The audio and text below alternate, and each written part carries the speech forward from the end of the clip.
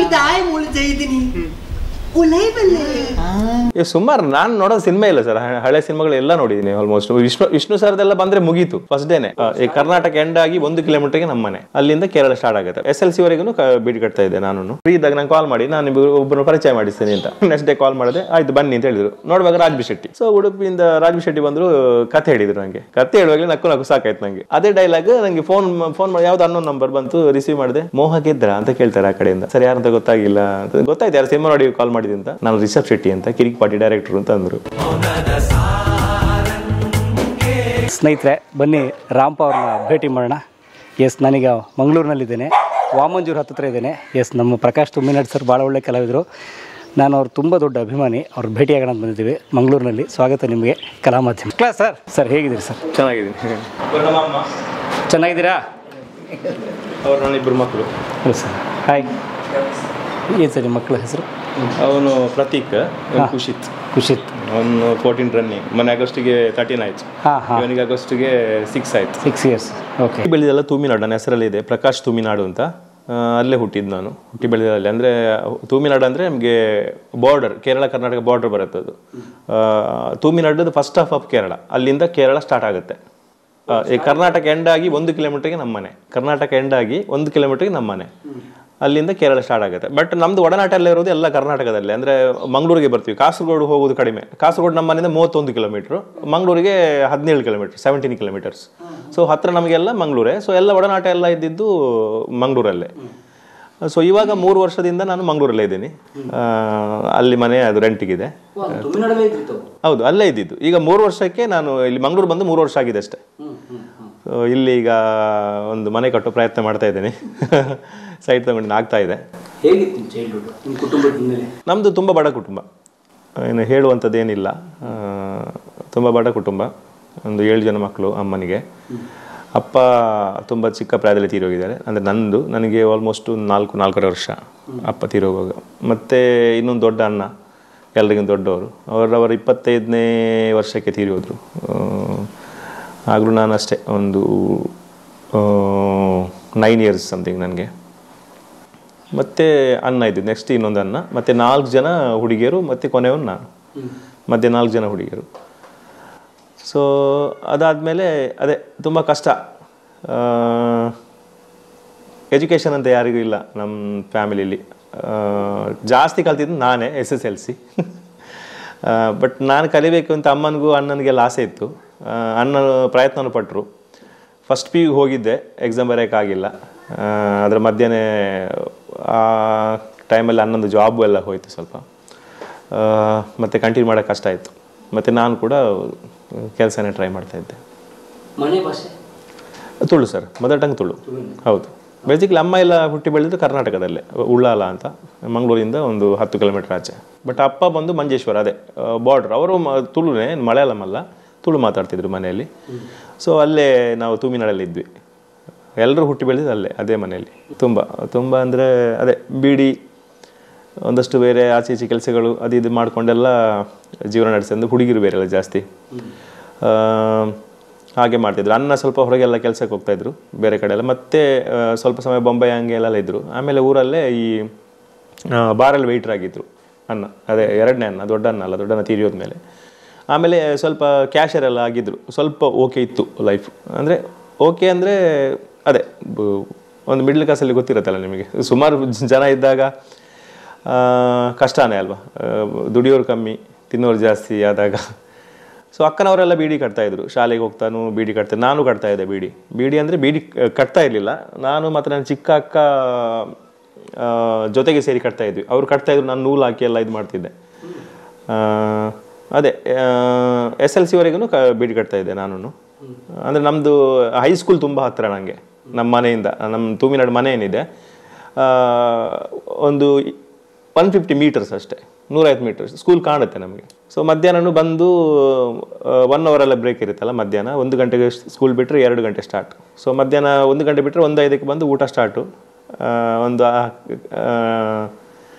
15 ನಿಮಿಷ ಊಟ ಮುಗಿಯುತ್ತೆ. ಆಮೇಲೆ ಅರ್ಧ ಗಂಟೆ ಮತ್ತೆ ಬೀಡಿ ಕಟ್ಟಿ ಮತ್ತೆ ಸ್ಕೂಲ್ಗೆ ಹೋಗ್ತಾಯಿದ್ವಿ.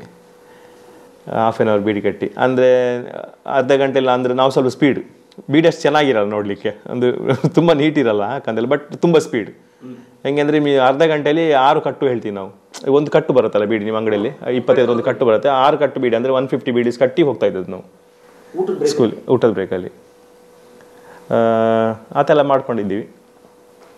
ಮತ್ತು ಅದೇ ಕೆಲಸ ಸುಮಾರು ಮಾಡಿದ್ದೀನಿ. ಆಮೇಲೆ ಸ್ಟಾರ್ಟಿಂಗ್ ಅದೇ ಕಾಲೇಜ್ ಬಿಟ್ಟ ಟೈಮಲ್ಲಿ ಫಸ್ಟಿಗೆ ಹೋಗಿದ್ದು ಇದಕ್ಕೆ, ಏನು ಬಾವಿದು ಮಣ್ಣೆತ್ತಾರಲ್ಲ, ಬಾವಿದು ಕೆಲಸ, ಅದಕ್ಕೆಲ್ಲ ಮಣ್ಣು ಹೊರ್ಲಿಕ್ಕೆಲ್ಲ ಹೋಗಿದ್ದೆ. ಮತ್ತು ಗಾರೆ ಕೆಲಸಕ್ಕೆ ಹೋಗಿದ್ದೀನಿ ಸುಮಾರು. ಬಸ್ ಸ್ಟ್ಯಾಂಡಲ್ಲಿ ಜನ ಕರೀತಾರಲ್ಲ ಬಸ್ಸಿಗೆಲ್ಲ, ಅದು ಏಜೆಂಟ್ ಥರ ಇರುತ್ತೆ. ನಿಮ್ಮ ಆ ಕಡೆ ಗೊತ್ತಿಲ್ಲ, ಮಂಗಳೂರಲ್ಲಿ ಒಂದು ಏಜೆಂಟ್ಸ್ ಅಂತ ಇರುತ್ತೆ ನಿಮಗೆ ಸರ್ವಿಸ್ ಬಸ್ಗಳಿಗೆ. ಸಿಟಿ ಬಸ್ ಅಂದರೆ ಬೇರೆ, ನಿಮಗೆ ನಂಬರ್ಸ್ ಇರುತ್ತಲ್ಲ, ಅದು ಸಿಟಿ ಬಸ್ಸುಗಳು.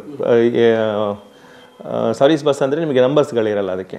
ಆ ಬಸ್ಸಿಗೆ ನಿಮಗೆ ಬಸ್ ಸ್ಟ್ಯಾಂಡಲ್ಲಿ ಅದು ಬೇರೆ ಬಸ್ ಸ್ಟ್ಯಾಂಡ್ ಇರುತ್ತೆ, ಅದಕ್ಕೆ ಅಲ್ಲಿ ನಾವು ಜನ ಕರಿಬೇಕು. ಈಗ ಉಡುಪಿಗೆ ಹೋದರೆ ಉಡುಪಿ ಜನ ಕರೆದು ಅದು ಸೆಟ್ ಮಾಡಿಸಿ ಒಂದು 3-4 ಒಂದು ಸ್ವಲ್ಪ ಸ್ಟಾಪ್ನವರೆಗೆ ಆ ಏಜೆಂಟ್ಗಳೇ ಟಿಕೆಟ್ ಬುಕ್ ಮಾಡ್ತಾರೆ.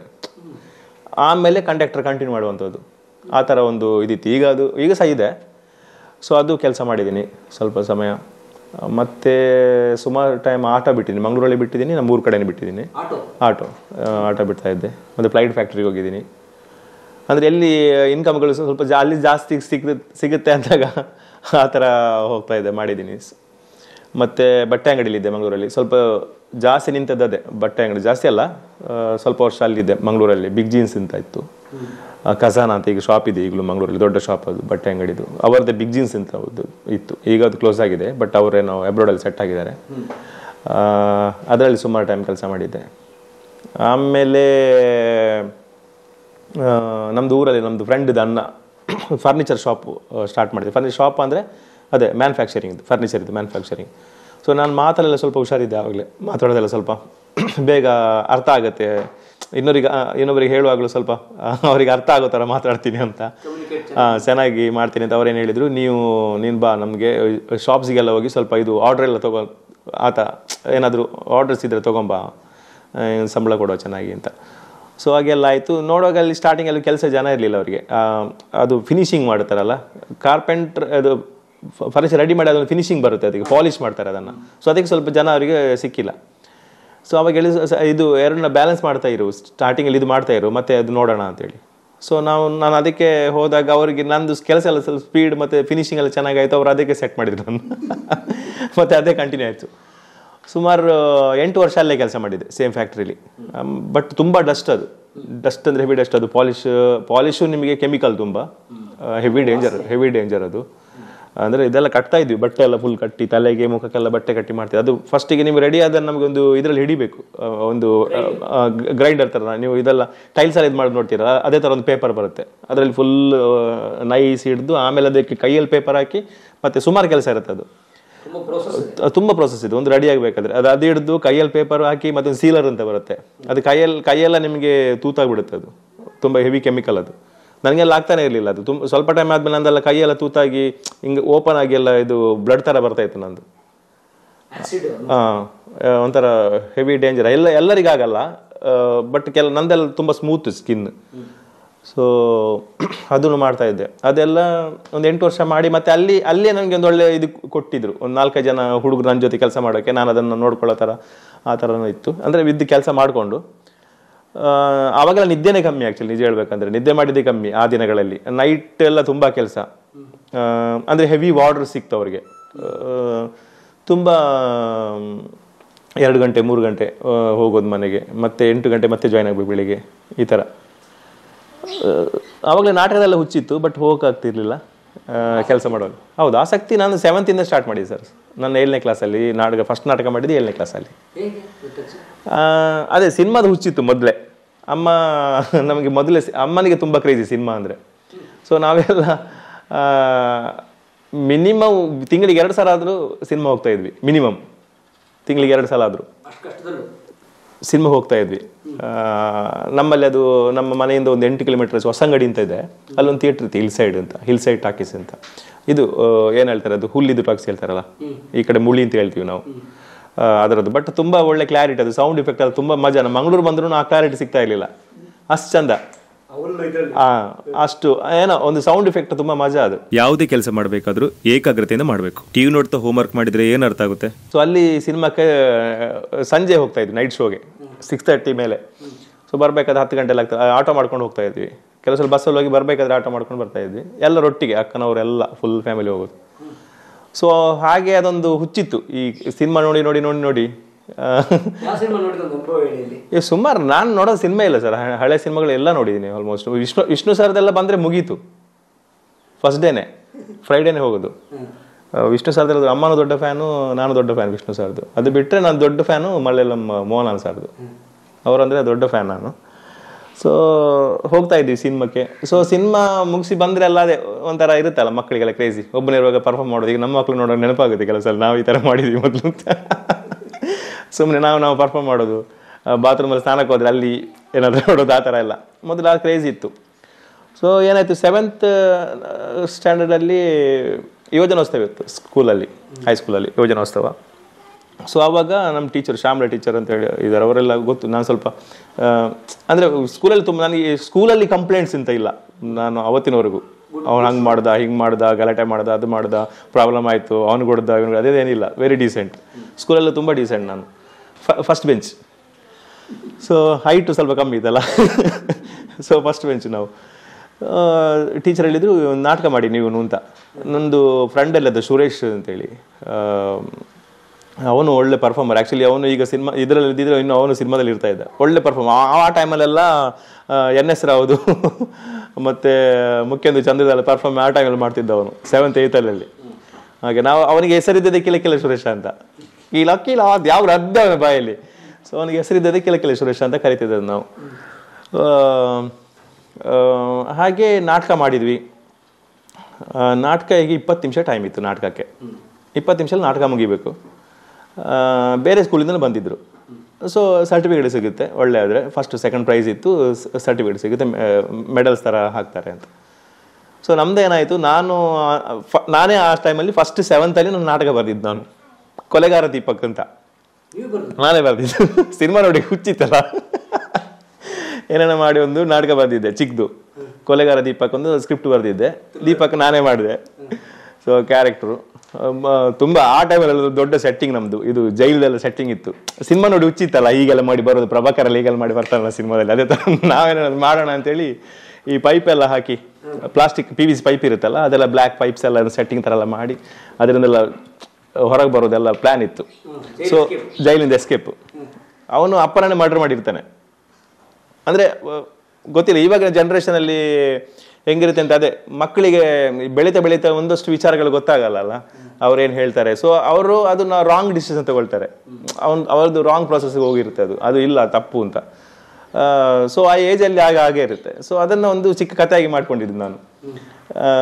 ಇದು ಆಯಿತು ಸರ್, ನಂದು 12 years ಅಂದರೆ ಈಗ 47 ಅಂದರೆ 35 ವರ್ಷದ ಮೊದಲು ಮಾಡಿದ ಕಥೆ ಇದು. 35 years, 35 ವರ್ಷ ಆಯಿತು. ಸೊ ಅವನು ಅಪ್ಪ ಬುದ್ಧಿ ಹೇಳಿದಾಗ ಅದನ್ನು ರಾಂಗ್ ಆಗಿ ತಿಳ್ಕೊಂಡು ಅಪ್ಪನ ಮರ್ಡರ್ ಮಾಡಿರ್ತಾನೆ ನೈಟ್. ಸೊ ಇದಕ್ಕೆ ಸೆಲ್ಗೆ ಹಾಕಿರ್ತಾರೆ. ಜೈಲಿಂದ ತಪ್ಪಿಸ್ಕೊಂಡು ಮತ್ತೆ ಬರುವಂಥದ್ದು. ಅಲ್ಲಿವರೆಗೆ ಆಗಿದೆ ಸೀನು, ಪ್ರೀ ಕ್ಲೈಮ್ಯಾಕ್ಸ್ ನಡಿಬೇಕಷ್ಟೇ. ಬಟ್ ಕ್ಲೈಮ್ಯಾಕ್ಸ್ ಆಗಿಲ್ಲ. 20 minutes ಬೆಲ್ ಆಗಿಬಿಡ್ತು, ಮುಗೀತು.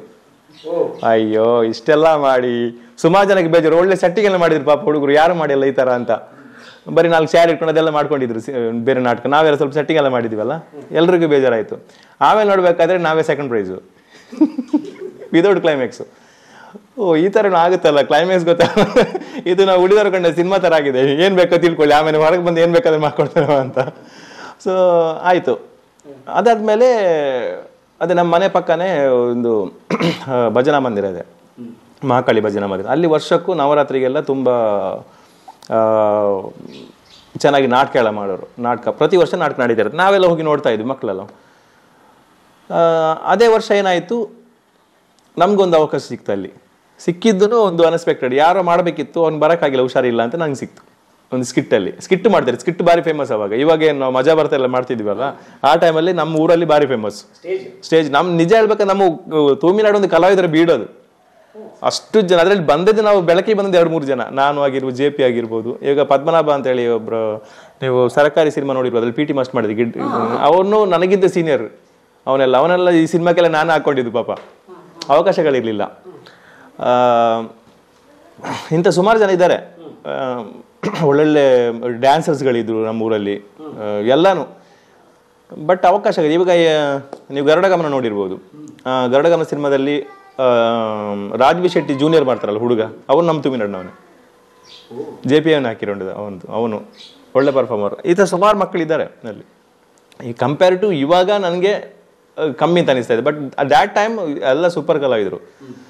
ಸೊ ನಾವೆಲ್ಲ ತುಂಬ ಖುಷಿ ಪಡ್ತಾ ಇದ್ವಿ. ಹಾಗೆ ನನಗೆ ಒಂದು ಸ್ಕಿಟ್ಟಲ್ಲಿ ಚಾನ್ಸ್ ಸಿಕ್ತು. ಆ ಟೈಮಲ್ಲಿ ನಾನು ಮಾಡಿದೆ ಒಂದು ಭಟ್ರು ಪಾತ್ರ, ಪೂಜೆ ಮಾಡಿ ಭಟ್ರು, ಕಾಮಿಡಿದು ಭಟ್ರನ ಪಾತ್ರ. ಆವಾಗೆಲ್ಲ ನಿಮಗೆ ಆ ಥರ ಇರಲಿಲ್ಲ ಅಲ್ಲ. ಇವಾಗ ಎಲ್ಲ ಜಾತಿ ಅದಿಂದ ಏನಾದರೂ ಮಾಡಿದರೆ ಅದಕ್ಕೆ ಜಾತಿ ನಿಂದನೆ ಅದಿದಂತ ಬರುತ್ತೆ. ಬಟ್ ಆ ಟೈಮಲ್ಲಿ ಏನು ಇರಲಿಲ್ಲ, ನಿಮಗೆ ಯಾವುದು ಪ್ರಾಬ್ಲಮ್ ಇರಲಿಲ್ಲ. ಮತ್ತು ನಿಮಗೆ ಸೋಷಿಯಲ್ ಮೀಡಿಯಾನ ಇರಲಿಲ್ಲ ಅಲ್ವಾ, ಪ್ರಾಬ್ಲಮ್ ಇಲ್ಲ. ಒಂದು ಊರು ಕಡೆ ಮಾಡಿದರೆ ಅಲ್ಲೇ ಮುಗ್ದೋಗುತ್ತೆ ಅದು, ಮತ್ತೊಂದು ಹಳ್ಳಿಗೆ ರೀಚ್ ಆಗೋದು ಕಷ್ಟ. ಸೊ ಮಾಡ್ತಾ ಇದ್ವಿ. ಆ ಟೈಮಲ್ಲಿ ಅದು ಎಲ್ಲರಿಗೂ ಖುಷಿ ಆಯಿತು. ಎಲ್ಲರೂ ಬಂದು ತುಂಬ ಚೆನ್ನಾಗಿ ಮಾಡಿ, ಸೂಪರ್ ಅಂತ. ಬರೋ ವರ್ಷದಿಂದ ಏನಾಯಿತು, ನನಗೆ ಒಂದು ಕ್ಯಾರೆಕ್ಟರ್ ಬರೀ ಸ್ಟಾರ್ಟ್ ಮಾಡಿದರು, ಅವನಿಗೊಂದು ಬರೀರಿ ಅಂತ ನಾಟಕದಲ್ಲಿ. ಆ ಥರ ನೆಕ್ಸ್ಟ್ ಹೌದು ರೆಗ್ಯುಲರ್ ಆಗಿ ಬಿಟ್ಟು ಆಮೇಲೆ ಅಲ್ಲಿ ಆನಂದ ಮಾಸ್ಟರ್ ಅಂತ ಇದ್ರು, ಅವರು ಪೌರಾಣಿಕ ನಾಟಕಗಳು ಮಾಡ್ತಾಯಿದ್ರು. ಸಾಮಾಜಿಕ ನಾಟಕಗಳು ಮಂಗಳೂರಿನ ಈಗ ಮಾಧವ್ ಜಪ್ಪೋಟ್ ಅಂತ ನೀವು ಕೇಳಿರ್ಬೋದು, ಒಳ್ಳೆ ರೈಟ್ರು ಆ್ಯಂಡ್ ಡೈರೆಕ್ಟರ್. ಅವರು ಸುಮಾರು ನಾಟಕಗಳು ಮಾಡಿದ್ದಾರೆ, ಒಂದಷ್ಟು ಸುಮಾರು ಇದೆಲ್ಲ ಬಂದಿದೆ ಅವರಿಗೆ. ಇತ್ತೀಚೆಗೆ ಕೊರೋನಾ ಟೈಮಲ್ಲಿ ಅವರು ಎಕ್ಸ್ಪೈರ್ ಆದರು. ಈ ಮಂಗಳೂರು ಭಗವತಿ ಕ್ಷೇತ್ರ ಅಂತ ಇದೆ ಒಂದು, ಅದರಲ್ಲಿ ಅವರು ಇದೆಲ್ಲಾಗಿದ್ದರು, ಮುಖ್ಯಸ್ಥರೆಲ್ಲಾಗಿದ್ದರು. ಸೊ ಅವರೆಲ್ಲ ಡೈರೆಕ್ಷನ್ ಬರ್ತಿದ್ರು ನಾಟಕಕ್ಕೆ. ಅವರದ್ದು ನಾಟಕದಲ್ಲಿ ಸಹ ಲೀಡ್ ಕ್ಯಾರೆಕ್ಟರ್ ಸಿಗ್ತಾ ಇತ್ತು ನನಗೆ. ಸೊ ಹಾಗೆ ಆ ಜರ್ನಿ ಸ್ಟಾರ್ಟ್ ಆಯಿತು, ಆ ಗೀಳು ಸ್ಟಾರ್ಟ್ ಆಯ್ತಲ್ವ. ಸೊ ಹೋಗ್ತಾ ಏನಾಯಿತು, ನಾವೇನು ತಂಡ ಮಾಡ್ಕೊಳ್ಳೋಣ ಅಂತ ಅಲ್ಲಿ. ಸೊ ನಾವೆಲ್ಲ ಸೇರ್ಕೊಂಡು ಒಂದು ತಂಡ ಥರ ಮಾಡಿದ್ವಿ. ಮಹಾಕಾಳಿ ಕಲಾವಿದರು ಅನ್ನುವಂಥ ಒಂದು ತಂಡನೇ ಮಾಡಿದ್ವಿ. ಮಹಾಕಾಳಿ ಭಜನಾ ಮಂದಿರ ಇತ್ತು, ಮಹಾಕಾಳಿ ಕಲಾವಿದರು ಅಂತೇಳಿ ಒಂದು ತಂಡ ಥರ ಮಾಡಿದ್ವಿ. ಅದು ಹೇಗೆ ಮಾಡಲಿಕ್ಕೆ ಒಂದು ಇದು ಬಂದಿದೆ ಅಂತ ಹೇಳಿದರೆ, ನಮ್ಮದು ಅಲ್ಲಿ ಪ್ರೋಗ್ರಾಮ್ ನೋಡಲಿಕ್ಕೆ ಬೇರೆ ಅಲ್ಲಿ ಹತ್ರ ಊರುಗಳಿಂದ ಬರ್ತಾಯಿದ್ರು. ಅಂದರೆ ಒಂದು 4 ಕಿಲೋಮೀಟರ್ 5 ಕಿಲೋಮೀಟರ್ ಆ ಕಡೆಯಿಂದೆಲ್ಲ ಪ್ರೋಗ್ರಾಮ್ ನೋಡ್ಲಿಕ್ಕೆ ಬರ್ತಾಯಿದ್ವಿ ನವರಾತ್ರಿಗೆ. ಅಂದರೆ ಇಲ್ಲಿ ಸ್ವಲ್ಪ ಪ್ರೋಗ್ರಾಮ್ ಚೆನ್ನಾಗಿರುತ್ತೆ, ನಾವು ಚೆನ್ನಾಗಿ ನೀಟಾಗಿ ಮಾಡ್ತಾಯಿದ್ವಿ. ಇವಾಗಲೂ ಕೆಲವು ಕಡೆ ಅಷ್ಟು ನೀಟಾಗಿ ಮಾಡ್ತಾ ಇಲ್ಲ ಸರ್. ಆ ಟೈಮಲ್ಲಿ ನಾವು ನೀಟಾಗಿ ಮಾಡ್ತಾ ಇದ್ವಿ ಅಷ್ಟು. ವೆರಿ ಟೈಮಿಂಗ್ ಅಲ್ಲಿ, ಅಂದರೆ ಯಾವುದೇ ಗ್ಯಾಪ್ ಕೊಡದೆ ತುಂಬ ಟೈಮಲ್ಲಿ ಒಂದು ಡ್ಯಾನ್ಸ್ ಆದರೆ ನೆಕ್ಸ್ಟ್ ರೆಡಿ ಇರಬೇಕಲ್ಲಿ, ಅದು ಇದು ಅದು ಪಕ್ಕ ಒಂದು ಸೆಕೆಂಡ್ ಗ್ಯಾಪ್ ಕೊಡದೆ ಮಾಡ್ತಾ ಇದ್ವಿ. ಅದು ಒಂಥರ ಬೇರೆಯವರಿಗೆ ಒಂಥರ ಇದಾಗ್ತಿತ್ತು ತುಂಬ. ಹಾಗೆ ನೋಡ್ಲಿಕ್ಕೆ ಬರ್ತಾಯಿದ್ರು. ನೋಡ್ಲಿಕ್ಕೆ ಬಂದವರು ನಿಮ್ಮ ಕಾರ್ಯಕ್ರಮ ಚೆನ್ನಾಗಿದೆ, ನಮ್ಮ ಕಡೆನೂ ಇದನ್ನೇ ಮಾಡಿ ತುಂಬ. ಹಾಗೆ ನೋಡ್ಲಿಕ್ಕೆ ಬರ್ತಾಯಿದ್ರು. ನೋಡ್ಲಿಕ್ಕೆ ಬಂದವರು ನಿಮ್ಮ ಕಾರ್ಯಕ್ರಮ ಚೆನ್ನಾಗಿದೆ, ನಮ್ಮ ಕಡೆನೂ ಇದನ್ನೇ ಮಾಡಿ ಅಂತ. ಹಾಗೆ ನಮ್ದೊಂದು ತಂಡ ಸ್ಟಾರ್ಟ್ ಆಯಿತು. ಡ್ಯಾನ್ಸ್ ಸ್ಕಿಟ್ ಎಲ್ಲ ಮಾಡಿ ಒಂದು 2 hours ಪ್ರೋಗ್ರಾಮ್ ಕೊಟ್ಕೊಂಡು ಬರ್ತಾ ಇದ್ವಿ. ಮತ್ತೆ ಕಷ್ಟ ಆಗ್ತಾ ಬಂತು ನಮಗೆ. ಅಂದರೆ ಒಂದು ಬಸ್ ಸಾಕಾಗ್ತಿರ್ಲಿಲ್ಲ, ಜನ ಮಕ್ಕಳ ಜೊತೆ ಫ್ಯಾಮಿಲಿನ ಬರೋರು, ಚಿಕ್ಕಮ್ಮನ ಬರೋರು, ದೊಡ್ಡಪ್ಪನ ಬರೋರು, ಆರ್ಟಿಸ್ಟ್ ಅಂದರೆ ಆರ್ಟಿಸ್ಟ್ ಮಕ್ಕಳ ಜೊತೆ ಅವ್ರ ಜೊತೆ ಅವರು ಮೆಂಟರ್ ಥರ ಎಲ್ಲ ಬರೋರು. ನಮಗೆ ಕಷ್ಟ, ಅಲ್ಲಿ ಕೊಡೋ ದುಡ್ಡು ನಮಗೆ ಇದು ಕೊಡೋಕ್ಕೆ ಸಾಕಾಗ್ತಿರ್ಲಿಲ್ಲ. ಬಸ್ ಇದೇನಿದೆ, ನಾವೇನು ದುಡ್ಡು ಇದಕ್ಕೆ ನಮ್ಮ ಪರ್ಸನಲ್ ತೊಗೊಳ್ತಾ ಇರಲಿಲ್ಲ, ಖರ್ಚಿದ್ದು ಅಂತ ತೊಗೊಳ್ತಾ ಇದ್ವಿ. ಹಾಗೆ ಆಗ್ತಾ ಸುಮಾರು ಮಾಡ್ತಾ ಇದ್ವಿ. ಆಮೇಲೆ ಬೇರೆ ನಾಟಕನೂ ಬರೆದಿದ್ದೆ ನಾನು, ಅದನ್ನು ಪ್ಲೇ ಮಾಡಿದ್ವಿ. ಅದು ಒಂದು ನಾಟಕ ನಮ್ಮದೇ ನವರಾತ್ರಿಗೆ ಅಂತ ನಾವು ಮಾಡಿದ್ದು, ಅದು 5 ಕಡೆ ಶೋ ಆಯಿತು. ಆ ನಾಟಕ ಕುಸೆಲ್ದ ಬಿತ್ತಿಲ್ ಅಂತ ಒಂದು ನಾಟಕ ಮಾಡಿದ್ದೆ, ಒಂದು ಅಕ್ಕ ಮತ್ತು ತಮ್ಮನ ಒಂದು ಸಬ್ಜೆಕ್ಟ್ ಅದು. ಮತ್ತೊಂದು ವರ ತೆಲಿಪುಗೆ ಅಂತ, ಅಂದರೆ ಒಮ್ಮೆ ನಗು ಅಂಥದ್ದು ಸುಮಾರು ಬರೆದಿದ್ದೀನಿ. ಪಂಡದ ಸುಖೇಜಿ, ಹೇಳಿ ಪ್ರಯೋಜನ ಇಲ್ಲ, ನಾಟಕಗಳೆಲ್ಲ ಬರೆದಿದ್ದೆ, ಡೈರೆಕ್ಷನ್ ಮಾಡಿದ್ದೆ. ನಾಟಕದ ಪುದರಿ ಅದಾದ ನಂತರ ನಮಗೆ ಒಂದು ಶಾರದಾ ಆರ್ಟ್ಸ್ ಮಂಜೇಶ್ವರ ಒಂದು ತಂಡ ಇದೆ. ಆ ಟೈಮಲ್ಲಿ ತುಂಬ ಫೇಮಸ್ ಅದು, ಅಲ್ಲೇ ಮಂಜೇಶ್ವರದಲ್ಲಿ ನಾಟಕ. ನಾವೆಲ್ಲ ಸ್ಕಿಟ್ ಮಾಡಿಗೆಲ್ಲ ಹೋಗ್ತಾ ಇದ್ವಲ್ಲ, ಅಲ್ಲಿ ನಾಟಕಗಳು ಇರ್ತಾ ಇರ್ತೀವಿ ಈ ತಂಡದ್ದು. ಸೊ ಅವರು ಕೃಷ್ಣಾಜಿ ಮಂಜೇಶ್ವರ ನಂಗೆ ಅಲ್ಲಿ ಪರಿಚಯ ಆಗಿದ್ರು. ಅವ್ರು ನಮ್ಮ ಸ್ಕಿಟ್ಗಳು ನೋಡಿ ಅವರು ಯಾವಾಗಲೂ ಕರೆಯೋರು, ನಮ್ಮ ತಂಡಕ್ಕೆ ಬನ್ನಿ, ಹಾಸ್ಯ ಕಲಾವಿದರಿಗೆ ಬನ್ನಿ ನಮ್ಮ ತಂಡಕ್ಕೆ ಅಂತ. ಬಟ್ ಹೇಗೆ ಹೋಗೋದು, ನಾಟಕಕ್ಕೆ ಹೋದರೆ ನಮಗೆ ಮತ್ತೆ ಬೇರೆ ಕೆಲಸ ಮಾಡೋಕ್ಕಾಗಲ್ಲ ಅಂತೇಳಿ, ಇಲ್ಲ ಸರ್ ನನಗೆ ಆಗಲ್ಲ ಅಂತೇಳಿ ಹಾಗೆ ಪುಷ್ ಮಾಡ್ತಾ ಇದ್ದೆ. ಬಟ್ 1-2-3 ಸಲ ಅತಿಥಿ ಕಲಾವಿದರಿಗೆ ಹೋಗಿದ್ದೇನೆ ಆ ತಂಡದಲ್ಲಿ. ಅಂದರೆ ಯಾರಾದರೂ ಒಬ್ಬರಿಗೆ ಹುಷಾರಿಲ್ಲ, ಟಕ್ಕ ಇವತ್ತು ಬನ್ನಿ ಅಂದರೆ ಇದು ಪ್ರಾಕ್ಟೀಸ್ ಏನಿಲ್ಲ, ಡೈರೆಕ್ಟ್ ಸ್ಕ್ರಿಪ್ಟ್ ನೋಡ್ಕೊಂಡು ಮಾಡುವಂಥದ್ದು, ಈ ಥರ ಎಲ್ಲ ಹೋಗಿದ್ದೀನಿ, ಮಾಡ್ತಾ ಇದ್ದೆ. ಆ ನಂತರ ಏನಾಯ್ತು ಅದೇ ನಾನು ಹೇಳಿದೆ ಅಲ್ಲ, ದೀಕ್ಷಾ ಫರ್ನಿಚರಲ್ಲಿ 8 ವರ್ಷ ಕೆಲಸ ಮಾಡಿದೆ ಅಂತೇಳಿ. ಮಧ್ಯೆ ಕೆಲಸ ಮಾಡ್ತಿದ್ದೆ. ಸೊ ಏನಾಯಿತು, ನಾನೇ ಅದನ್ನು ಸ್ವಂತ ಮಾಡಿದೆ ಆ ಕೆಲಸನ. ಈಗ ಹೊಸ ಮನೆ ಎಲ್ಲ ಕಟ್ತಾರಲ್ವ, ಅವರ ಹತ್ರ ಇದು ಕಾಂಟ್ರಾಕ್ಟ್ ತೊಗೊಂಡು ಈಗ ಅದ್ರ ವಿಂಡೋಸ್ ಡೋರ್ಸ್ ಎಲ್ಲ ಇರುತ್ತಲ್ಲ, ಅದರ ಫಿನಿಶಿಂಗ್ ಪಾಲಿಶ್ ಇದು ನಾನು ಸ್ವಂತ ಮಾಡಿದೆ. 1-2-3 ಜನ ಹುಡುಗರು ಇದ್ದರು, 3-4 ಜನ ಹುಡುಗರು ಇದ್ದರು. ಕೆಲಸ ಮಾಡಿ ಸ್ಟಾರ್ಟ್ ಮಾಡಿದೆ, ಓನಾಗಿ ಸ್ಟಾರ್ಟ್ ಮಾಡಿದೆ. ಸೊ ಆವಾಗ ಸ್ವಲ್ಪ ಟೈಮ್ ಸಿಗ್ತಾಯಿತ್ತು. ಅಂದರೆ ಸಂಜೆ ನಮ್ಮದು ಸ್ವಂತ ಅಂತ ಆದಾಗ, ಈಗ ಒಂದು ಕಡೆ ಕೆಲಸ ಮಾಡಿದಾಗ ಟೈಮಿಗೆ ಹೋಗಬೇಕು ಬರಬೇಕಲ್ವ. ಸೊ ಸ್ವಂತದಾಗ ನಮಗೆ ಬೇಕಾದ ಟೈಮಿಗೆ ಹೋಗಿ ಬರ್ಬೋದು ಅನ್ನೋ ರೀತಿಯಲ್ಲಿ ನಾನು ಇದು ನಾಟಕ ತಂಡಕ್ಕೆ ಸೇರಿದೆ. ಅದೇ ಕೃಷ್ಣಾಜಿ ಮಂಜೇಶ್ವರ ಅವರ ಶಾರದಾ ಆರ್ಟ್ಸ್ ಜಾಯ್ನ್ ಆಗಿದ್ದು ನಾನು. ಈಗ 13 ವರ್ಷ ಆಯಿತು ಜಾಯ್ನ್ ಆಗಿ. ಈಗಲೂ ಮಾಡ್ತಾ ಇದ್ದೀನಿ ನಾಟಕ. ಈ ಸಲದ್ದು ನಮ್ಮದು ನಾಟಕ ನಾನೇ ಡೈರೆಕ್ಷನ್ ಮಾಡಿರೋದು, ನಮ್ಮ ತಂಡದ್ದು ಈ ಸಲ ರಿಲೀಸ್ ಆಗಿರೋದು. ಇಲ್ಲದ JP ಅಂತ ಅವನು ಮಾಡ್ತಾ ಇದ್ದ. ಈ ಸಲ ಅವನು ಸ್ವಲ್ಪ ಬ್ಯುಸಿ ಆದ. ಅವನು ಸಪ್ತಸಾಗರದಾಚೆ ಸಿನಿಮಾದಲ್ಲಿ ಇದು ಮಾಡ್ತಾ ಇದ್ದಾನೆ, ಕ್ಯಾರೆಕ್ಟರ್ ಮಾಡ್ತಾ ಇದ್ದಾನೆ, ಒಂದು ಸೆಕೆಂಡ್ ಲೀಡೇನ. ಸೊ ನಾನು ಮಾಡಿದ್ದೀನಿ ಈ ಸಲ. ಹಾಗೆ ಅದು ಆ ನಾಟಕ ತಂಡದ ಜರ್ನಿ ಕಂಟಿನ್ಯೂ ಆಯಿತು. ಇವಾಗಲೂ ಮಾಡ್ತಾ ಇದ್ದೀನಿ. ಆಮೇಲೆ ಸಿನಿಮಾಗಳು ಬಂತು. ಇವಾಗ ಸಿನಿಮಾದಲ್ಲಿ ಯಾವುದು ಇದ್ದೀನಿ. ಅಂದರೆ ಹೇಗಾಗಿದೆ ನಮಗೆ ಈ ಶಾದಾಸ್ ತಂಡಕ್ಕೆ ಈ ಕೊರೋನಾ ಬರೋ ಮುಂಚೆ ಮಿನಿಮಮ್ 100 ಶೋ ಮಾಡ್ತಿದ್ವಿ ವರ್ಷಕ್ಕೆ, 100 ಶೋ ಫಿಕ್ಸ್. ಈ ವರ್ಷ ಓಕೆ ಸ್ವಲ್ಪ ಚಾಲು ಆಗಿದೆ, ಒಂದು 15 ಶೋ ಆಯಿತು ಈಗಲೇ. ನಮಗೆ ಅಂದರೆ ಜಾಸ್ತಿ ಸೀಸನ್ ಇರೋದು ಡಿಸೆಂಬರ್ ಮೇಲೆ, ಡಿಸೆಂಬರಿಂದ ಮೇವರೆಗೆ ಫುಲ್ ಸೀಸನ್ ಇರುತ್ತೆ. ಮಿನಿಮಮ್ ಒಂದು 15 ಶೋ ಆದರೂ ಇರುತ್ತೆ, ಮಂತ್ಲಿ ಒಂದು 15 ಶೋ ಇರುತ್ತೆ ಫಿಕ್ಸ್. ಕಾಮಿಡಿ 3 ಅವರ್ಸ್ ಪ್ರೋಗ್ರಾಮ್, 3 ಗಂಟೆ ನಾಟಕ. ಸಬ್ಜೆಕ್ಟ್ ಇರುತ್ತೆ, ಒಳ್ಳೆ ಸಬ್ಜೆಕ್ಟೇ ಇರುತ್ತೆ. ಅದ್ರ ಜೊತೆಗೆ ನಾನು ಇಲ್ಲದಿದ್ದರೆ ಒಂದು ಮಾಡ್ತಾರೆ, ಒಂದು ಇಬ್ಬರನ್ನ ಸೆಟ್ ಮಾಡಿ ಇಟ್ಟಿದ್ದೀನಿ. ನಾನು ಇಲ್ಲಾಂದರೆ ಅವ್ರು ಮಾಡ್ತಾರೆ ನಾಟಕ. ನಾನು ಶೂಟಿಂಗ್ ಹೋಗಿ ಎಲ್ಲ ಬ್ಯಾಂಗ್ಳೂರಲ್ಲಿ ಎಲ್ಲ ಬೇರೆ ಕಡೆಯಲ್ಲಿ ಇದ್ದರೆ ಅವ್ರು ಮಾಡ್ತಾರೆ. ಪ್ರಶಾಂತ್ ಅಂಚಾನ್ ಅಂತ ಇದ್ದಾರೆ, ಇಲ್ಲಾಂದರೆ ಯದು ವಿಟ್ಲ ಅಂತ ಎಲ್ಲ ಅವರೆಲ್ಲ ಮಾಡ್ತಾರೆ. ಯದು ವಿಟ್ಲ ಇದು ಕಾಂತಾರದಲ್ಲೂ ಮಾಡಿದ್ದಾರೆ, ನಿಮಗೆ ಸರ್ಕಾರಿಯಲ್ಲೂ ಮಾಡಿದ್ದಾರೆ. ಸರ್ಕಾರಿಯಲ್ಲಿ ಮಮ್ಮೂಟಿ ಒಂದು ಕ್ಯಾರೆಕ್ಟರ್ ಇದೆ ನೋಡಿ, ಅವ್ರ ಅಪ್ಪ ಮಾಡಿದ್ದಾರೆ ಸೈಕಲ್ ಇರ್ಬೋದು, ಅವ್ರು ಯದು ವಿಟ್ಲ ಅವರೆಲ್ಲ ನಮ್ಮ ತಂಡದವರೇ ನಾಟಕ. ಅವರನ್ನೆಲ್ಲ ಆ ಟೈಮಲ್ಲಿ ನಾನೇ ಪರಿಚಯ ಮಾಡಿದ್ದು, ಸರ್ಕಾರಿ ಟೈಮಲ್ಲೆಲ್ಲ. ನಿನಗೆ ಮೊದಲೇ ಹೇಳಲಿಕ್ಕಾಗುದಿಲ್ಲ, ನೀನು ಪುರಿ ಉಂಡೆ ಪುಡಿ ಮಾಡಿ ತೆಗಿತಾನೆ ನೋಡಿ. ಸಿನಿಮಾ ಅದೇ ನಾವು ನಾಟಕ ಮಾಡ್ತಿದ್ವಲ್ಲ ಸರ್. ನಾಟಕ ನಮ್ದು ಇಲ್ಲಿ BC ರೋಡ್ ಅಂತ ಬರೋ ಸಿಗುತ್ತಲ್ಲ, ಅಲ್ಲಿ ಕೊಳಕೆ ಅಂತ ಇದೆ ಸ್ವಲ್ಪ, ಸಜಿಪ ಅಂತ. ಅಲ್ಲಿ ಪ್ರತಿ ವರ್ಷ ಒಂದು ಕ್ಲಬ್ಬಿನ ನಾಟಕ ನಾನು ಮಾಡ್ತಾ ಇದ್ದೆ, ನಮ್ಮ ತಂಡದವ್ರದ್ದು ಮಾಡ್ತಾ ಇದ್ದೆ. ಅಲ್ಲಿ ಒಬ್ಬರು ರಾಜೇಶ್ ಅಂತ ನನಗೆ ಪರಿಚಯ, ರಾಜೇಶ್ ಕೊಳಕೆ ಅಂತ. ಅವರು ಪ್ರತಿ ವರ್ಷ ನಮಗೆ ನಾಟಕ ಕೊಡ್ತಾ ಇದ್ರು, ನಮ್ಮದು ತುಂಬ ಕ್ಲೋಸ್ ಆಗಿದ್ರು. ಸೊ ಒಂದಿನ ನಾಟಕ ಎಲ್ಲ ಮುಗಿದು ಒಂದು 6 ಪನ್ಲೇಕ ಅಂತ ಒಂದು ನಾಟಕ ಮಾಡಿದ್ವಿ. ಅದರಲ್ಲಿ ಒಂದು ಕುಡುಕನ ಪಾತ್ರ ನಾನು, and emotional character, comedy plus ಒಂದು ಎಮೋಷನ್ ಜರ್ನಿ ಇದೆ ಆ ಕ್ಯಾರೆಕ್ಟರ್ಗೆ. ಸೊ ಅವರು ನಾಟಕ ಮುಗಿದ ಮೇಲೆ ಕೇಳಿದರು, ನೀವು ಒಳ್ಳೆ ಅಭಿನಯ ಎಲ್ಲ ಮಾಡ್ತೀರಾ ಮಾರೆ, ನೀವು ಆ್ಯಡ್ ಶೂಟಲ್ಲೆಲ್ಲ ವರ್ಕ್ ಮಾಡ್ಬೋದಾ ನಮಗೆ ಅಂತ ಕೇಳಿದರು. ಮಾಡ್ಬೋದು ಸರ್ ಸಿಕ್ಕಿದ್ರೆ ಅಂತ ಹೇಳಿದೆ. ಓಕೆ ನೀವು ಫ್ರೀ ಇದ್ದಾಗ ನಂಗೆ ಕಾಲ್ ಮಾಡಿ, ನಾನು ನಿಮಗೆ ಒಬ್ಬರನ್ನು ಪರಿಚಯ ಮಾಡಿಸ್ತೀನಿ ಅಂತ. ಸರಿ ಅಂತ ಅಂದು ನಾನು ನೆಕ್ಸ್ಟ್ ಡೇ ಕಾಲ್ ಮಾಡಿದೆ. ಆಯಿತು ಬನ್ನಿ ಅಂತ ಹೇಳಿದರು. ನೋಡುವಾಗ ರಾಜ್ ಬಿ ಶೆಟ್ಟಿ ಅವರಾಗ ಆ್ಯಡ್ ಶೂಟ್ ಮಾಡ್ತಾಯಿದ್ರು. ಅವ್ರು ರಾಜ್ ಬಿ ಶೆಟ್ಟಿ ಮತ್ತು ಪ್ರವೀಣ್ ಶ್ರೀ ಏನಿದಾರಲ್ಲ, ಈ ಲೋಕಲ್ಸ್ ಚಾನಲ್ಸಿಗೆ ಮತ್ತು ಎಲ್ಲ ಅವ್ರು ನೋಡ್ಕೋತಾ ಇದ್ರು. ಆ್ಯಡ್ ಶೂಟ್ ಮಾಡ್ತಿದ್ರು, RJ ಆಗಿದ್ರು ಮಂಗಳೂರಲ್ಲಿ. ಸೊ ಅವ್ರದ್ದನ್ನು ಒಂದ್ಸಲ ನೋಡಿ ಪರಿಚಯ ಇತ್ತು. ಯಾವುದೋ ಒಂದು ನಮ್ಮ ನಾಟಕದಲ್ಲಿ ಅವರು ಹೋಸ್ಟಿಂಗ್ ಮಾಡ್ತಾಯಿದ್ರು ಒಂದು ಪ್ರೋಗ್ರಾಮ್. ಸೊ ಒಂದೇ ಸಲ ನೋಡಿದ್ದು, ಮಾತಾಡ್ತಿಲ್ಲ ಸರಿಯಾಗಿ, ಒಳ್ಳೆ ವಾಯ್ಸ್ ಅವ್ರದ್ದು. ಸೊ ನಾವು ಹೇಳಿದ್ವಿ ಅವರು ವಾಯ್ಸ್ ಸೂಪರ್ ಆಗಿದೆಯಲ್ಲ ಅಂತ ಅವತ್ತು ಹೇಳಿದ ನೆನಪು. ಸೊ ಪರಿಚಯ ಮಾಡಿದರು. ಆ್ಯಕ್ಚುಲಿ ಕರೆದಿದ್ದು ಆ್ಯಡ್ ಶೂಟಿಗೆಲ್ಲ ಒಂದು ಸಿನಿಮಾ ಮಾಡ್ತಿದ್ರು ಅವರು. ಶಂಭೂರು ಅಂತ, ಒಂದು ಮೊಟ್ಟೆ ಕತೆ ಅಲ್ಲ, ಶಂಭೂರು ಅಂತ ಒಂದು ತುಳು ಸಿನಿಮಾ ಮಾಡ್ತಾಯಿದ್ರು. ಅದಕ್ಕೆ ಕಾಸ್ಟಿಂಗ್ ನಡೀತಾ ಇತ್ತು ಆ್ಯಕ್ಚುಲಿ.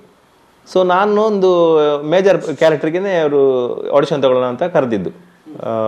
ಹೀರೋನ ಮಾವನ ಕ್ಯಾರೆಕ್ಟರ್, ಅವನ ಅಪ್ಪ ಅಮ್ಮ ಇರಲ್ಲ, ಮಾವನೇ ಮೇಯ್ನು, ಮಾವನೇ ನೋಡ್ಕೊಳ್ತಾನೆ ಆ ಕ್ಯಾರೆಕ್ಟ್ರು. ಆ ಥರ ಒಂದು ಕ್ಯಾರೆಕ್ಟ್ರು. ಆಡಿಷನ್ ತಗೋತಾರೆ. ಆ್ಯಕ್ಚುಲಿ 12 ಜನ ಬಂದು ಹೋಗಿದ್ದಾರೆ ಆಡಿಷನ್ಗೆ. ಆ ಕ್ಯಾರೆಕ್ಟರ್ಗೆ ಇವರಿಗೆ ಇಷ್ಟ ಆಗಿರಲ್ಲ. ಅವರು ತುಂಬ ಎಲ್ಲ ಪಕ್ಕ ಇರಬೇಕು ಅವರಿಗೆ ಒಂಥರ. ಸೊ ನನ್ನ ಹತ್ರ ಹೇಳಿದರು, ಓಕೆ ನೀವೊಂದು ನಿಮ್ಮದು ನಾಟಕ ಡೈಲಾಗ್ ಹೇಳಿ ಯಾವುದಾದ್ರು ಅಂತ.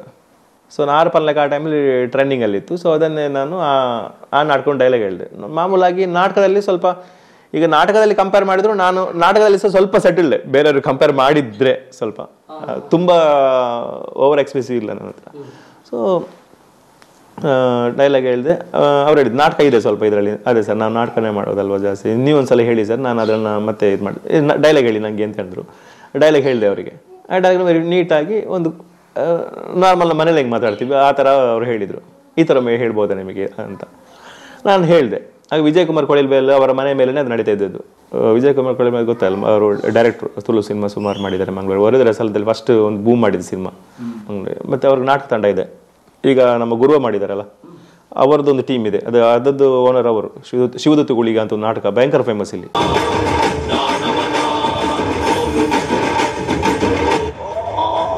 ಬ್ರಹ್ಮ ಕಡೆಕ್ಲ ಈ ವಿಚಿತ್ರ ಸೃಷ್ಟಿನ ಮಲ್ದಾತ ಈತ ಅಬ್ಬರದಾಯ ಎಂಬ ಅಂಡಲ ಭೂಮಿಗೆ ಬಂದಾಗ ಏತ್ ಪವಿತ್ರ ಜಾಗಿಡ್ ಬರ್ತೈತ.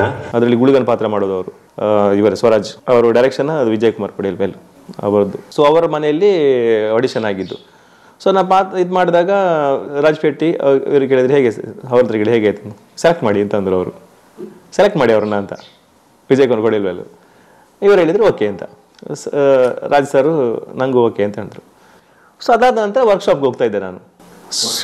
ವರ್ಕ್ಶಾಪ್ ಅಂದರೆ ಈ ಸಿನಿಮಾಕ್ಕೆ ವರ್ಕ್ಶಾಪ್ ಇತ್ತು, ಡೈಲಿ ಹೋಗೋದು. ನಿಜವಾಗಿರ್ಬೇಕಂದ್ರೆ ಆ ಟೈಮಲ್ಲಿ ತುಂಬ ಕಷ್ಟ. ಈ ಕಡೆ ಕೆಲಸ ಮಾಡಬೇಕು, ಕೆಲಸ ಆಗಿಲ್ಲ ಅಂದರೆ ಬೇರೆ ಒಂದಷ್ಟು ರಾಶಿ ಇದಿರುತ್ತೆ ತಲೆಯಲ್ಲಿ. ಆದರೆ ಮಧ್ಯಾಹ್ನ ಹೋಗಿ ವರ್ಕ್ಶಾಪ್ ಮಾಡಿ ಮಧ್ಯಾಹ್ನ 4 ದಿನ ಹೋಗಿದಾಗ ಅವರು ನೀವು ಬರೆದಿದ್ರೆ ಕಷ್ಟ ಆಗುತ್ತೆ ಅಂತೇಳಿ ಬೇರೆ ಜನ ನೋಡಬೇಕಾಗುತ್ತೆ ಅಂತ ಹೇಳಿದ್ದಾರೆ ಒಂದ್ಸಲ.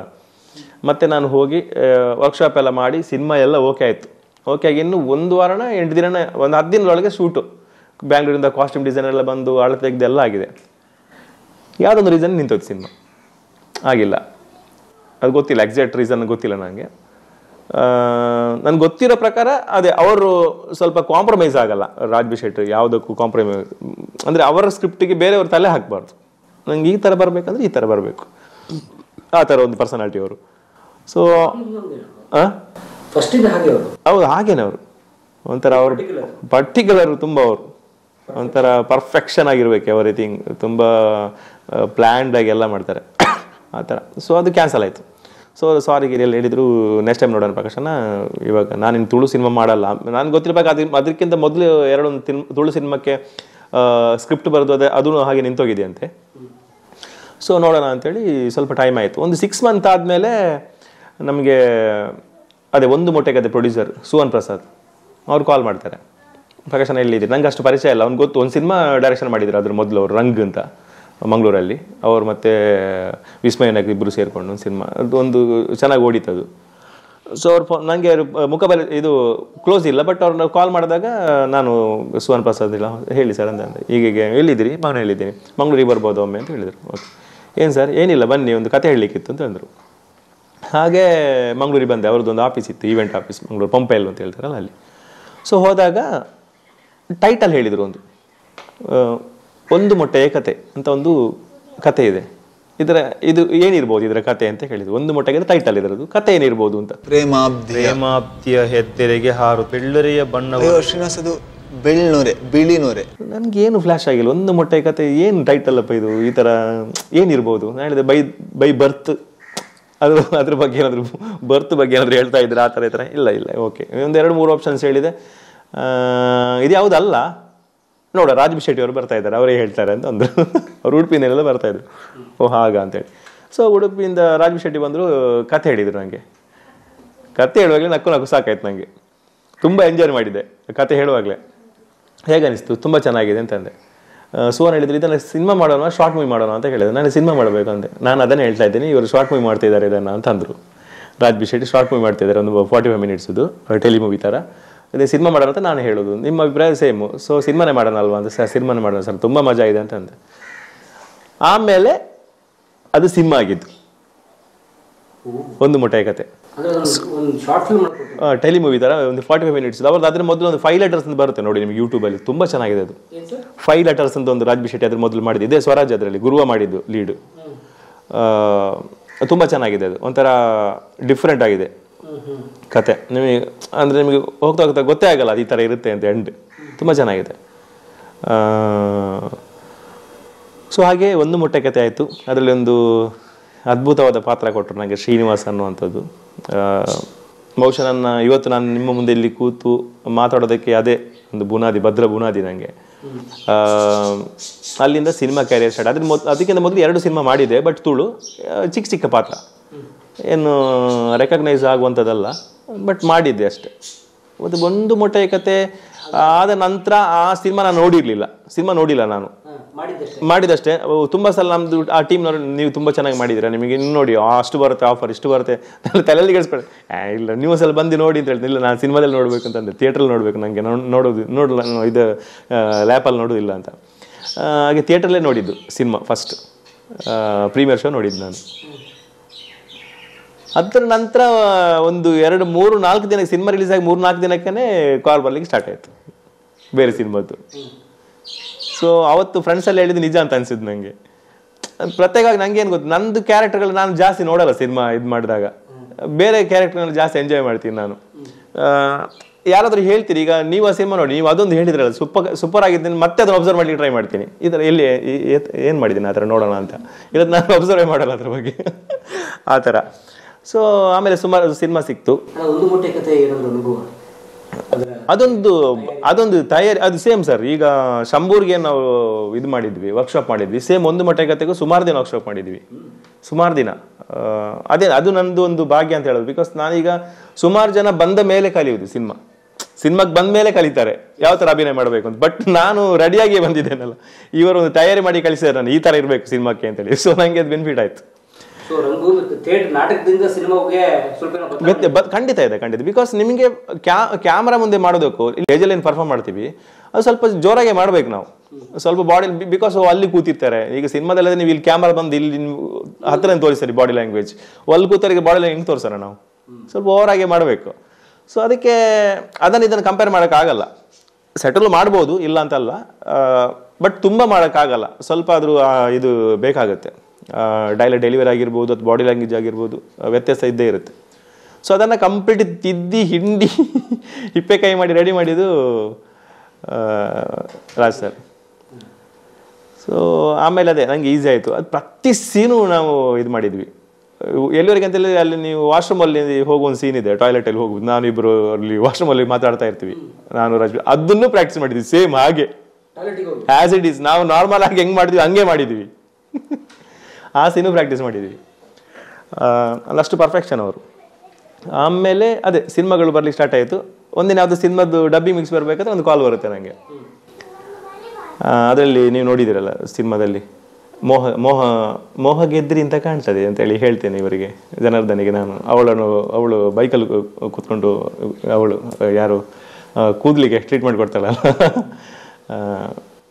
ಅದೇ ಡೈಲಾಗ್ ನನಗೆ ಫೋನ್ ಮಾಡಿ ಯಾವ್ದು ಅನ್ನೋ ನಂಬರ್ ಬಂತು, ರಿಸೀವ್ ಮಾಡಿದೆ. ಮೋಹ ಗೆದ್ರಾ ಅಂತ ಕೇಳ್ತಾರೆ ಆ ಕಡೆಯಿಂದ. ಸರಿ, ಯಾರಂತ ಗೊತ್ತಾಗಿಲ್ಲ ಅಂತ. ಗೊತ್ತಾಯ್ತು ಯಾರು ಸಿನಿಮಾ ನೋಡಿ ಕಾಲ್ ಮಾಡಿದೆ ಅಂತ. ಯಾರಂತ ಗೊತ್ತಾಗಲಿಲ್ಲ. ನಾನು ರಿಷಬ್ ಶೆಟ್ಟಿ ಅಂತ, ಕಿರಿಕ್ ಪಾರ್ಟಿ ಡೈರೆಕ್ಟ್ರು ಅಂತ ಅಂದರು. ಒಮ್ಮೆ ಖುಷಿ ಆಯ್ತು ನನಗೆ. ಅಂದರೆ ಈ ಕಿರಿಕ್ ಪಾರ್ಟಿ ದೊಡ್ಡ ಹಿಟ್ ಆಯ್ತು. ಆಮೇಲೆ ಸರ್ ಅಂತ ಮಾತಾಡಿದೆ. ತುಂಬ ಚೆನ್ನಾಗಿ ಮಾಡಿದ್ದಾರೆ ಸಿನಿಮಾ, ನಾವೊಂದು ಸಿನಿಮಾ ಮಾಡ್ತಾಯಿದ್ವಿ, ನೀವು ನಮ್ಮ ಜೊತೆಗಿರಬೇಕು ಅಂತಂದರು. ಖಂಡಿತ ಸರ್ ಅಂದೆ. ಅದೇ ಆಗಿದ್ದು ಸರ್ಕಾರಿ ಟೈಮಲ್ಲಿ. ಆ್ಯಕ್ಚುಲಿ ದೀಪಕ್ ಸರ್ಗೂ ಕಾಲ್ ಮಾಡಿದ್ದಾರೆ ಅವ್ರು, ಬಟ್ ಅವ್ರು ರಿಸೀವ್ ಮಾಡಿಲ್ಲ. ದೀಪಕ್ ರೈಗೂ ಕಾಲ್ ಮಾಡಿದ್ದಾರೆ, ಸುಂದರನಿಗೂ. ಅಂದರೆ ನಮ್ಮದು ಒಂದು ಮಜಾ ಭಾರತ ಒಂದು ಪ್ರೋಗ್ರಾಮ್ ಮಾಡಿದ್ವಿ ನಾವು, ಅದು ತುಂಬ ವೈರಲ್ ಆಗಿತ್ತು, ನೆಕ್ಸ್ಟ್ ರೀಚ್ ಆಗಿತ್ತು. ಅದು ಶ್ರುತಿ ಮೇಡಮ್ ಮತ್ತು ನೀವು ನೋಡಿದ್ದೀರಾ ಗೊತ್ತಿಲ್ಲ ನನಗೆ. ಇಲ್ಲ, ಅದು ನೆಕ್ಸ್ಟ್ ಲೆವೆಲ್ ಹೋಗಿದ್ದದ್ದು. ನಿಮಗೆ ಯಾವುದು ಎಷ್ಟು ಗೊತ್ತಿಲ್ಲ, ತುಂಬ ಕ್ರಾಸ್ ಆಗಿದೆ ವ್ಯೂಸ್. ಅದು ನಮ್ಮನ್ನು ಸಿಂಗಾಪುರೆಲ್ಲ ಕರ್ಕೊಂಡು ಹೋಗಿದ್ದ ಆ ಪ್ರೋಗ್ರಾಮ್, ಕನ್ನಡ ಸಂಘದಲ್ಲಿ ಅಲ್ಲೆಲ್ಲ ಮಾಡಿಸಿದ್ದಾರೆ. ಸೊ ಅದರಲ್ಲಿ ರಾಜನ ಪಾತ್ರ ನೋಡಿ ಅವ್ರಿಗೂ ಕಾಲ್ ಮಾಡಿದ್ದಾರೆ ಈ ಸಿನಿಮಾಕ್ಕೆ. ಬಟ್ ಅವ್ರು ಕಾಲ್ ರಿಸೀವ್ ಮಾಡಿದ್ರಂತೆ. ನಾನು ಸ್ವಲ್ಪ ಡ್ರಾಯಿಂಗಲ್ಲಿದ್ದೇನೆ, ಮತ್ತೆ ಮಾಡ್ತೇನೆ ಅಂತ ಹೇಳಿದ್ರು ಅವರು. ಮೇ ಬಿ ಅವರು ಅವತ್ತು ಫಸ್ಟ್ ರಿಸೀವ್ ಮಾಡಿದರೆ ಪೂಜಂಗ್ ಅವ್ರಿಗೆ ಹೋಗ್ಲಿಕ್ಕೂ ಚಾನ್ಸ್ ಇತ್ತು. ಹಾಗೆ ಆಮೇಲೆ ನಾನು ಅವ್ರಿಗೆ ಫೋನ್ ಮಾಡಿ ಹೇಳಿದ್ದೆ, ಈಗ ರಿಷಬ್ ಸರ್ ಒಂದ್ಸಲ ಮೀಟ್ ಆಗಿ ಬನ್ನಿ ಅಂತ. ಬಟ್ ಅವ್ರು ಬರಲೇ ಇಲ್ಲ ಮೀಟ್ ಆಗ್ಲಿಕ್ಕೆ. ಅವ್ರಿಗೆ ಏನೋ ಪ್ರಾಬ್ಲಮ್ ಆಗಿತ್ತವ ಎಂತ ಗೊತ್ತಿಲ್ಲ. ಆ ಟೈಮಲ್ಲಿ ನಂಗೆ ಮರ್ತೋಗಿದೆ. ನಾನು 2 ಸಲ ಶೂಟಿಂಗ್ ಟೈಮಲ್ಲೂ ಕರೆದಿದ್ದೆ ಅವ್ರನ್ನ, ಬಟ್ ಅವ್ರು ಬರಲೇ ಇಲ್ಲ. ಅವ್ರಿಗೇನೋ ಬ್ಯುಸಿ ಇದ್ರು, ಬೇರೆ ಏನು ನೆನಪಿಲ್ಲ ನನಗೆ ಕರೆಕ್ಟಾಗಿ. ಹಾಗೆ ಒಂದು ಭುಜಂಗ ಸಿಕ್ತು. ಶ್ರೀನಿವಾಸ್ ಒಂದು ಪ್ಲಾಟ್ಫಾರ್ಮ್ ಸೆಟ್ ಮಾಡಿತ್ತು ನನಗೆ ಒಂದು ಮೊಟ್ಟೆಕತೆಯಲ್ಲಿ. ಭುಜಂಗ ಇನ್ನು ದೊಡ್ಡದಾಗಿ ತಗೊಂಡೋಯ್ತು ಅದನ್ನು, ಉಗ್ರ ಹೋರಾಟಕ್ಕೆ ರೆಡಿ ಅದೇ. ಸೊ ಹಾಗೆ ಆಮೇಲೆ ಇವತ್ತಿನವರೆಗೆ ಸಿನಿಮಾ ಮಾಡ್ತಾನೆ ಇದ್ದೀನಿ. ದೊಡ್ಡ ಕಲಾವಿದರೊಟ್ಟಿಗೂ ಕೂಡ ಅಭಿನಯ ಮಾಡೋ ಅವಕಾಶ ಸಿಕ್ಕಿತ್ತು. ಸರ್ಕಾರಿ ಶಾಲೆ ಸರ್ಕಾರಿ ಶಾಲೆಯಲ್ಲಿ ಒಂದು ದೊಡ್ಡ ಅನುಭವ ಆಗಿದೆ. ಅದರಲ್ಲಿ ನೀವು ಸಿನಿಮಾ ನೋಡಿ, ಈಗ ನೆನಪಿದೆ ಗೊತ್ತಿಲ್ಲ ನಿಮಗೆ, ಅದೊಂದು ಬಾಳೆಗೊನೆ ಕಡಿ ಸೀನಿದು. ಉಪಾಧ್ಯಾಯರು ಕೋಪದಲ್ಲಿ ಒಂದು ಬಾಳೆಗೊನೆ ಕಡಿತಾರೆ. ಹೀಗೆ ಕಡಿಬೇಕಾದ್ರೆ ಅದು ಪಕ್ಕ ನಾನು ನಿಂತಿರ್ತೀನಿ. ಅದು ಒರಿಜಿನಲ್ ಇದು ಮಚ್ಚು, ಫೇಕ್ ಅಲ್ಲ, ಅದು ಒರಿಜಿನಲ್ ಮಚ್ಚು. ಅದು ಬರಬೇಕಾದ್ರೆ ಕೈಯಿಂದ ರೋಲ್ ಆಗಿದೆ, ಅವರ ಕೈಯಲ್ಲಿ ರೋಲ್ ಆಗಿ ಬ್ಯಾಕ್ ಸೈಡ್ ಬಂದಿದ್ದು, ಫ್ರಂಟ್ ಅಲ್ಲ ಬ್ಯಾಕ್ ಸೈಡ್ ಬಂದು ನನ್ನ ಕಾಲಿಗೆ ಬಡ್ದಿದ್ದು, ಇಲ್ಲಿ ಮೊಣಕಾಲಿಗೆ ಉಲ್ಟಾ ಬಡ್ದು ಗಾಯ ಆಗಿದೆ. ಇಲ್ಲಿ ಗಾಯ ಆಗಿತ್ತು. ಅದರ ಇದು ತಾಗಿ ಡೈರೆಕ್ಟ್ ಬಂದಿದ್ರೆ ಕಟ್ಟೆ ಕಾಲು. ಒರಿಜಿನಲ್ ತಲ್ವಾರ್ ಅದು. ಅದಾಗಿ ಮತ್ತೆ ನಾನು 1 ವಾರ ರೆಸ್ಟ್ ಮಾಡಿದ್ದೆ. ಅದು ಇದಲ್ಲ, ಗಾಯ ಏನು ದೊಡ್ಡದಿಲ್ಲ, ಬಟ್ ಈ ಪ್ಲೇಸ್ ಅಲ್ಲ ಹೆವಿ ನೋವು. ಅದು ನಿಮಗೆ ಶಾರ್ಟ್ ನೋಡಿದಾಗಲೂ ಗೊತ್ತಾಗುತ್ತೆ. ವೆರಿ ನೆಕ್ಸ್ಟ್ ಒಂದು ಓಡೋ ಸೀನ್ ಇದೆ, ಅದರಲ್ಲಿ ಈಗ ಸ್ವಲ್ಪ ಗೊತ್ತಾಗುತ್ತೆ ಅದು. ಸೊ ಆ ಥರ ಆಗಿತ್ತು. ಅದು ಅವರು ತಲೆಗೆಲ್ಲ ಕೈ ಇಟ್ಟು ರಿಷಬ್ ಸರ್, ಅದು ಸ್ಲೋ ಮೋಷನಲ್ಲಿ ನೋಡಿದಾಗ ಅದು ಹಿಂಗೆ ಕರೆಕ್ಟ್ ರೋಲ್ ಹಾಕೊಂಡು ಬಂದಿದೆ, ಹಿಂಗೆ ಬಂದು ಬಡ್ದಿರೋದು. ಏನೋ ಪುಣ್ಯ. ಕಾಸರಗೋಡು ಸ್ಟ್ರೈಟ್ ಆಗಿ 5 ನಿಮಿಷ, ಪಕ್ಕಕ್ಕೆ 2 ನಿಮಿಷ ಸೈಕಲ್ ಬಿಟ್ಟಿದ್ರೆ ಮುಗಿಯುವಂತ ಊರು. ಯಾವುದು ಸರ್ಕಾರಿ ಶಾಲೆನಾ? ಸರ್ಕಾರಿ ಶಾಲೆ 68 ದಿನ ಟೋಟಲ್ ಎಲ್ಲ ಸೇರಿ 68 ದಿನ ಮಾಡಿದ್ವಿ. ನಂದೊಂದು 30+ ಇತ್ತು. ಹೇಗೆ ಇಂಪ್ರೂವೈಸ್ ಮಾಡ್ತೀರಾ ಆನ್ ಸ್ಪಾಟ್? ಮಾಡಿದ್ದೀನಿ, ಮಾಡ್ತಾ ಇದ್ದೆ. ಅದಕ್ಕೆ ನನಗೆ ರಿಷಬ್ ಸರ್ ಇದರಲ್ಲೂ ಅವಕಾಶ ಮತ್ತೆ ಒಂದು ರೈಟರ್ ಆಗಿ ಕೊಟ್ಟಿರೋದು. ಕಾಂತಾರದಲ್ಲಿ ಒನ್ ಆಫ್ ದ ರೈಟರ್ ನಾನು. Kantara one of the writer. 5 ಜನದಲ್ಲಿ ನಾನೊಂದು ರೈಟರ್. 5 ಜನ ಅಂದರೆ ಫುಲ್ ಸ್ಟ್ರಕ್ಚರ್ ರೆಡಿ ಮಾಡಿದ್ರು ಸರ್. ಅದನ್ನು ಬರ್ದಿರೋದು 5 ಜನ ನಾವು. ಹಾಗೆ ನಾನು, ಶನಿಲ್ ಗುರು ಅಂತ, ಮತ್ತು ಶ್ಯಾಮ್ ಪ್ರಸಾದ್ ಅಂತ, ಅವರಿಬ್ಬರು ಬ್ಯಾಂಗ್ಳೂರೇ. ಶ್ಯಾಮ್ ಪ್ರಸಾದ್ ಮತ್ತು ಅನಿರುದ್ಧ ಮಹೇಶ್. ಈ ಕಡೆಯಿಂದ ನಾನು ಮತ್ತು ಶನಿಲ್ ಗುರು, ಅದೇ ಬುಳ್ಳನ್ ಕ್ಯಾರೆಕ್ಟರ್ ಮಾಡಿದಾರಲ್ಲ ಅವರು ಕೂಡ ರೈಟ್ರು. ಮತ್ತು ರಾಜ್ ಬಿ ಶೆಟ್ಟಿ ಕೂಡ ಬರ್ದಿದ್ದಾರೆ. ಸ್ಟಾರ್ಟಿಂಗೆಲ್ಲ ಲೆಜೆಂಡ್ ಹೋಗುತ್ತಲ್ಲ ಒಂದು ಕತೆ ರಾಜಂದು, ಆ ಪೋರ್ಷನ್ ಎಲ್ಲ ಕಂಪ್ಲೀಟ್ ಅವ್ರು ಬರ್ದಿರೋದು. ಶಿವ ಮತ್ತು ಗ್ಯಾಂಗನ್ನು ಹಿಡಿಸಿಕೊಡ್ತಾನೆ ಸರ್. ರಿಸ್ಕಿಂತ ಜಾಸ್ತಿ ಅವ್ರ ರಿಸ್ಕ್ ಅಂತ ಗೊತ್ತಿದ್ರು ಬಟ್ ಅವರಿಗೆ ಅದನ್ನು ಅವರು ಅದೇ ಪ್ರತಿ ಕಥೆಯಲ್ಲಿ ಏನಾದರೂ ಈ ಸಮಾಜದಲ್ಲಿ ನಡೆಯುವಂಥ ಏನಾದರೂ ನ್ಯೂನತೆಗಳೇನಿದೆ ಅದನ್ನು ತೋರಿಸುವಂಥ ಪ್ರಯತ್ನ ಮಾಡ್ತಾರೆ ಅವರು. ಅದರಲ್ಲೂ ಹಾಗೆ ಸ್ಕೂಲ್ಗಳಲ್ಲಿ ಆಗಿ ಆ ಟೈಮಲ್ಲಿ ಅಂದರೆ ಮೊದಲು ಅಥವಾ ಈಗಲೂ ನಡೀತಾ ಇದೆ ಬಾರ್ಡರ್ಗಳಲ್ಲಿ ಎಲ್ಲ ನಡೆಯುವಂಥ ವಿಷಯಗಳು. ಆ ಪ್ರಾಧಾನ್ಯತೆ ಇಲ್ಲ ಕನ್ನಡಕ್ಕೆ ಅನ್ನುವಂಥದ್ದು, ಕನ್ನಡ ಶಾಲೆಗಳನ್ನ ಮುಚ್ಚುವಂಥದ್ದು ಇದು ನಡೀತಾ ಇದೆ. ಕನ್ನಡ ಶಾಲೆಗಳು ಈಗ ಕರ್ನಾಟಕದಲ್ಲಿ ಮುಚ್ತಾ ಇದೆ ಬಿಡಿ, ಸ್ಟ್ರೆಂತ್ ಇಲ್ಲ ಅಂತೇಳಿ. ಸೊ ಅಲ್ಲಿ ಬಾರ್ಡರ್ಗಳಲ್ಲಿ ಜಾಸ್ತಿ ಇತ್ತು ಅದು, ಆ ಥರ ಆಗ್ತಾ ಇದ್ದದ್ದು. ಸೊ ಅದನ್ನೇ ಕಥೆ ಆಗಿಟ್ಕೊಂಡು ಮಾಡಿದ್ದು. ಅವರ ಊರ ಕಡೆ ನೋಡಿದಂಥ ಕಥೆಯನ್ನು ಈ ಥರ ಈ ಬೆಲ್ಟಿಗೆ ಅಂತಂದರೆ ಕಾಸರಗೋಡು ಈ ಬಾರ್ಡ್ರಲ್ಲಿ ತಂದರೆ ಇನ್ನೂ ಚೆನ್ನಾಗಿರುತ್ತೆ ಅಂತೇಳಿ ಅದನ್ನು ಆ ಥರ ಮಾಡಿದ್ದವರು. ಅದೇ ಸರ್, ನಾವು ನಿಜ ಜೀವನದಲ್ಲಿ ಆದಂಥ ಕೆಲವು ಘಟನೆಗಳು ಹಿಡ್ಕೊಂಡು ಆ ಪಾತ್ರಗಳನ್ನ ತೊಗೊಂಬಂದು, ಬಟ್ ಇನ್ನೊಂದು ಅವರು ಪ್ರತಿ ಸರ್ತಿ ಯಾವ ಸಿನಿಮಾ ಮಾಡಿದಾಗಲೂ ಅವರಿಗೆ ಮಜಾ ಇರಬೇಕು. ಅದು ಕಂಪ್ಲೀಟ್ಲಿ ಒಂದು ಎಮೋಷನಲ್ ಜರ್ನಿ ಆ ಥರ ಇಷ್ಟ ಇಲ್ಲ ಅವರಿಗೆ. ಅಂದರೆ ನಾವು ಸಿನಿಮಾ ನೋಡೋದು ಒಂದು ಎಂಟರ್ಟೈನ್ಮೆಂಟ್. ಸೊ ಅಲ್ಲಿ ಹೋಗಿ ನಾವು ತಲೆ ಹಿಡ್ಕೊಂಡು ಏನಪ್ಪ ಇದು ಈ ಥರ ಅಂತೇಳಿ ಅದು ಇಷ್ಟ ಇಲ್ಲ ಅವರಿಗೆ. ಮಜಾ ಇರಬೇಕು, ಪಾತ್ರಗಳು ಮಜಾ ಆಗಿರಬೇಕು, ಗಮ್ಮತ್ತು ಮಾಡ್ತಾ ಇರಬೇಕು, ಎಂಡಲ್ಲಿ ಒಂದು ಒಳ್ಳೆ ಮೆಸೇಜ್ ಇರಬೇಕು. ಈ ಥರದ್ದು ಯಾವಾಗಲೂ ಥಾಟ್ಸ್ ಇರುತ್ತೆ ಅವ್ರದ್ದು. ಸೊ ಅದೇ ಸರ್ಕಾರಿನ ಅದೇ ಥರ ಮಾಡಿದವರು ಎಲ್ಲ ಮಕ್ಕಳಿಂದ ಮಜಾ. ಈವನ್ ಪ್ರವೀಣ್ ಅನ್ನೋ ಕ್ಯಾರೆಕ್ಟರ್ ಅವರು ಸ್ವಂತ ಅನ್ನ ನೋಡಿ ಮಾಡಿರುವಂಥದ್ದು. ಅವ್ರ ಅಣ್ಣನ ಹೆಸರು ಪ್ರವೀಣನೇ, ದೊಡ್ಡ ಪ್ರವೀಣ್ ಅಂದರೆ ಅವರ ಊರಲ್ಲಿ ಆ ಥರ ಇತ್ತು, ಆ ಥರ ಇದು. ಇವನ್ ಮಮ್ಮೂಟಿ ಅನ್ನೋ ಕ್ಯಾರೆಕ್ಟರ್ ಇದ್ದಿದ್ದು ಬೇರೆ ಆ್ಯಕ್ಚುಲಿ. ಆ ಕಾಸರಗೋಡಿಗೆ ಬಂದಾಗ ಕಾಸರಗೋಡಿನ ಬೆಲ್ಟ್ ಎಲ್ಲ ಸಿನಿಮಾ ಮಾಡಿದಾಗ ಅದಕ್ಕೆ ಮಮ್ಮೂಟಿಯಿಂದ ಕ್ಯಾರೆಕ್ಟರ್ ಬಂದಿದೆ. ನಿಜವಾಗಿ ಹೇಳ್ಬೇಕಾದ್ರೂ ರಿಷಬ್ ಸರ್ ಅದು ಅವರದೇ 2 ಕ್ಯಾರೆಕ್ಟರ್ಗಳನ್ನು ಅಲ್ಲಿ ಇದು ಮಾಡಿದ್ದು, ಪೋರ್ಟ್ರೇ ಮಾಡಿದವರು. ಅದಕ್ಕೆ ಅಲ್ಲಿ ಬಂದಾಗ ಅದು ಇನ್ನು ಮಜಾ ಇರುತ್ತೆ ಅಂತೇಳಿ ಮಮ್ಮೂಟಿ ಥರ ಮಾಡಿದ್ದದನ್ನು, ಮಮ್ಮೂಟಿ ಅಂತ. ಒಂದಷ್ಟು ಎಲ್ಲ ಪಾತ್ರಗಳು ಈಗ ಅದರಲ್ಲಿ ನಾನು ಭುಜಂಗಿ ಇದ್ದಲ್ಲ, ಭುಜಂಗಿ ಸೇಮ್ ಅವ್ರನ್ನಲ್ಲಿ ಒಬ್ರು ಇದ್ದರು, ಅವರು ತಿಂಡಿ ಪೋತರು. ಎಲ್ಲ ಕಡೆ ಕರೆದಿದ್ರು ಹೋಗ್ತಾರೆ, ಅವ್ರು ತಿಂತಾ ಇರ್ತಾರೆ ಅಲ್ಲಿ ಹೋಗಿ. ಆ ಥರ ಕ್ಯಾರೆಕ್ಟರ್ ನೋಡಿ ಅವರು ಮಾಡಿರುವಂಥದ್ದು ಪ್ರತಿ ಪಾತ್ರಗಳು.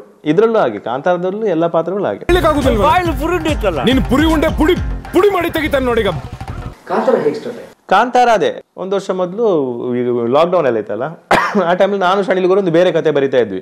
ಅಂದರೆ ಸಿನಿಮಾ ಯಾವುದು ಬಂದಿಲ್ಲ, ಫಸ್ಟ್ ಇದೇ ಬಂದಿದ್ದು. ಈಗ ಅದೇ ನಮ್ಮದು ಪುಣ್ಯ. ದೊಡ್ಡ ಹೊಂಬಳೆ ಅಂತ ಬ್ಯಾನರು, ದೊಡ್ಡ ಡೈರೆಕ್ಟರ್ ಜೊತೆ ಫಸ್ಟೇ ನಾವು ಒಂಥರ ಲಾಂಚ್ ಆಗಿದ್ದೊಂದು ಖುಷಿಯ ವಿಚಾರ, ತುಂಬ ಹೆಮ್ಮೆ ಅನಿಸ್ತಾ ಇದೆ. ಅದೇ ಫಸ್ಟ್ ನಾನು ಮತ್ತೆ ಗುರು ಒಂದು ಇದು ಬರಿತಾ ಇದ್ವಿ ಆ ಟೈಮಲ್ಲಿ, ಇನ್ನು ಕಂಪ್ಲೀಟ್ ಆಗಿಲ್ಲ ಅದು. ಬಟ್ ಆಮೇಲೆ ಕಾಂತಾರ ಎಲ್ಲ ಬಂತಲ್ಲ, ಅದೇ ಟೈಮಲ್ಲಿ ಗುರುಗೆ ಸರ್ ಫೋನ್ ಮಾಡ್ತಾರೆ, ರಿಷಬ್ ಸರ್ ಶನಿಲ್ ಗುರಿಗೆ ಫೋನ್ ಮಾಡ್ತಿದ್ದೆ, ಹೀಗೀಗೆ ಒಂದು ಇದು ಮಾಡ್ತಾ ಇದ್ವಿ, ಪ್ಲ್ಯಾನ್ ಇದೆ, ನಿಮ್ದೆಲ್ಲ ಹೆಲ್ಪ್ ಬೇಕು. ಅವ್ರು ಹೇಳಿದ್ರು, ನಾನು ಪ್ರಕಾಶನ ಒಂದು ಬರಿತಾ ಇದ್ವಿ.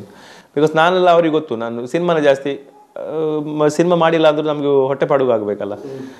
ನಾನು ಪ್ರಕಾಶನ ಬರಿತಾ ಇದ್ದೆ, ಅವ್ರು ಪ್ರಕಾಶನ ಬರೀಲಿಕ್ಕೆ ಬರ್ತಾರ ಅಂತೇಳಿ ಬರ್ಬೋದು ಅಂತ ಅಂದಾಗ ಸೂಪರ್ ಆಯ್ತಲ್ಲ, ಇನ್ನು ಮಜಾ ಇರುತ್ತೆ, ಗಮ್ಮತ್ತು ಮಾಡೋದು. ಅವ್ರಿಗೆ ಗೊತ್ತು ನಾನು ಸ್ವಲ್ಪ ಹ್ಯೂಮರಲ್ಲಿ ಸ್ವಲ್ಪ ಹುಷಾರಿದ್ದೇನೆ ಅಂತೇಳಿ. ಇವನು ಸರ್ಕಾರಿ ಟೈಮಲ್ಲೂ ಕೆಲವು ಆನ್ ದ ಸ್ಪಾಟ್ ಎಲ್ಲ ತುಂಬ ಇಂಪ್ರೂವೈಸ್ ಮಾಡಿದ್ದೆ ನಾವು.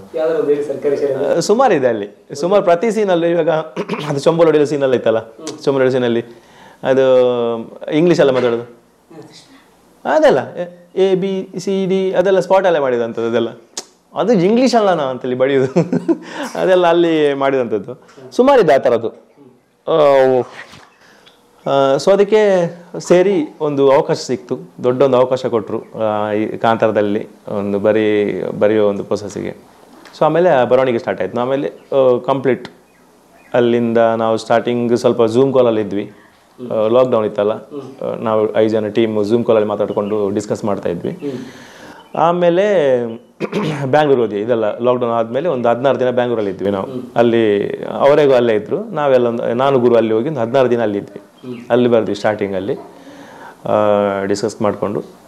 ಅದರ ನಂತರ ನಾವು ಕಂಪ್ಲೀಟ್ ಫುಲ್ ಟೀಮು ಇಲ್ಲೇ ಬಂದಿತ್ತು, ಕುಂದಾಪುರ, ಮಂಗಳೂರು ಬಂದು ಕುಂದಾಪುರ.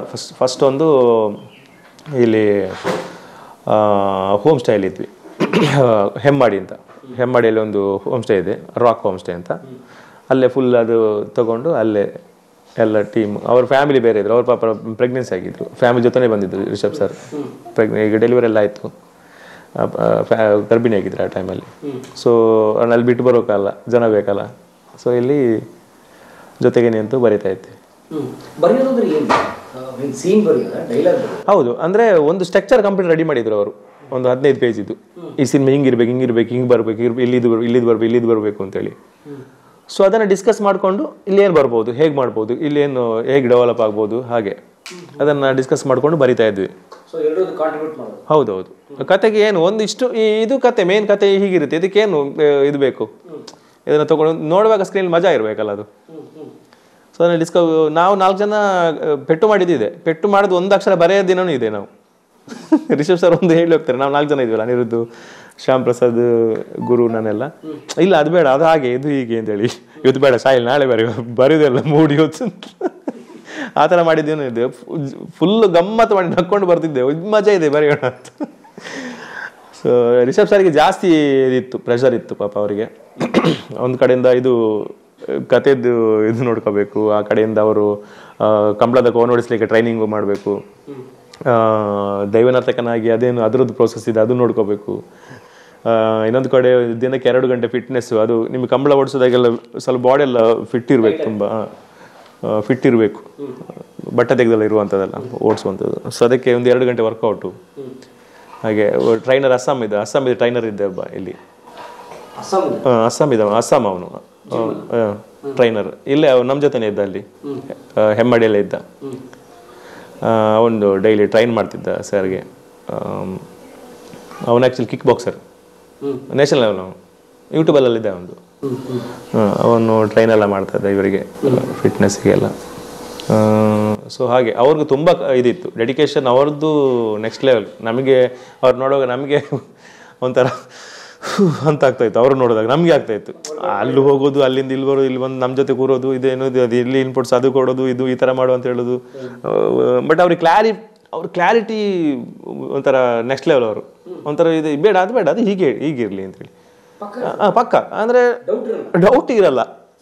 ಯಾವ್ದು ನಾವು ಹೇಳಿದ್ರು ಕೆಲವು ತೊಗೊಳ್ತಾರೆ, ಹೌದಲ್ಲ, ಓಕೆ ತೊಗೊಳ್ಳೋಣ, ಮತ್ತೆ ಸರ್ ಈ ಥರ ಅದು ಬೇಡ, ಚೆನ್ನಾಗಿಲ್ಲ, ಇಮ್ಮಿಡಿಯೇಟ್ ಹೇಳಿಬಿಡ್ತಾರೆ. ಅದೇ ಮತ್ತೆ ಆಲೋಚನೆ ಮಾಡಿ ಮತ್ತೆ ಹೇಳ್ತಾರೆ ನೋಡುವ ಅಂತ, ಅದಿಲ್ಲ, ಇಮಿಡಿಯೇಟ್ ರಿಜೆಕ್ಟ್ ಆದರೆ ರಿಜೆಕ್ಟೇ, ಆ ಥರ ಆ ಕ್ಲಾರಿಟಿ ಇರುತ್ತೆ. ಈವನ್ ಅದು ಸಿನಿಮಾದಲ್ಲಿ ಸೆಟ್ ನೋಡಿದಿರಿ ನೀವು, ಆ ವಿಲೇಜ್ ಏನಿದೆ ಕಾಂತಾರದಲ್ಲಿ, ಆ ಲೊಕೇಶನ್ ಹೋದಾಗಲೂ ನನಗೆ ಫಸ್ಟ್ ನಾವು ಲೊಕೇಶನ್ ಎಲ್ಲ ಸ್ಟಾರ್ಟಿಂಗೆಲ್ಲ ಹೋಗ್ತಾ ಇದ್ವಿ ನೋಡಲಿಕ್ಕೆ.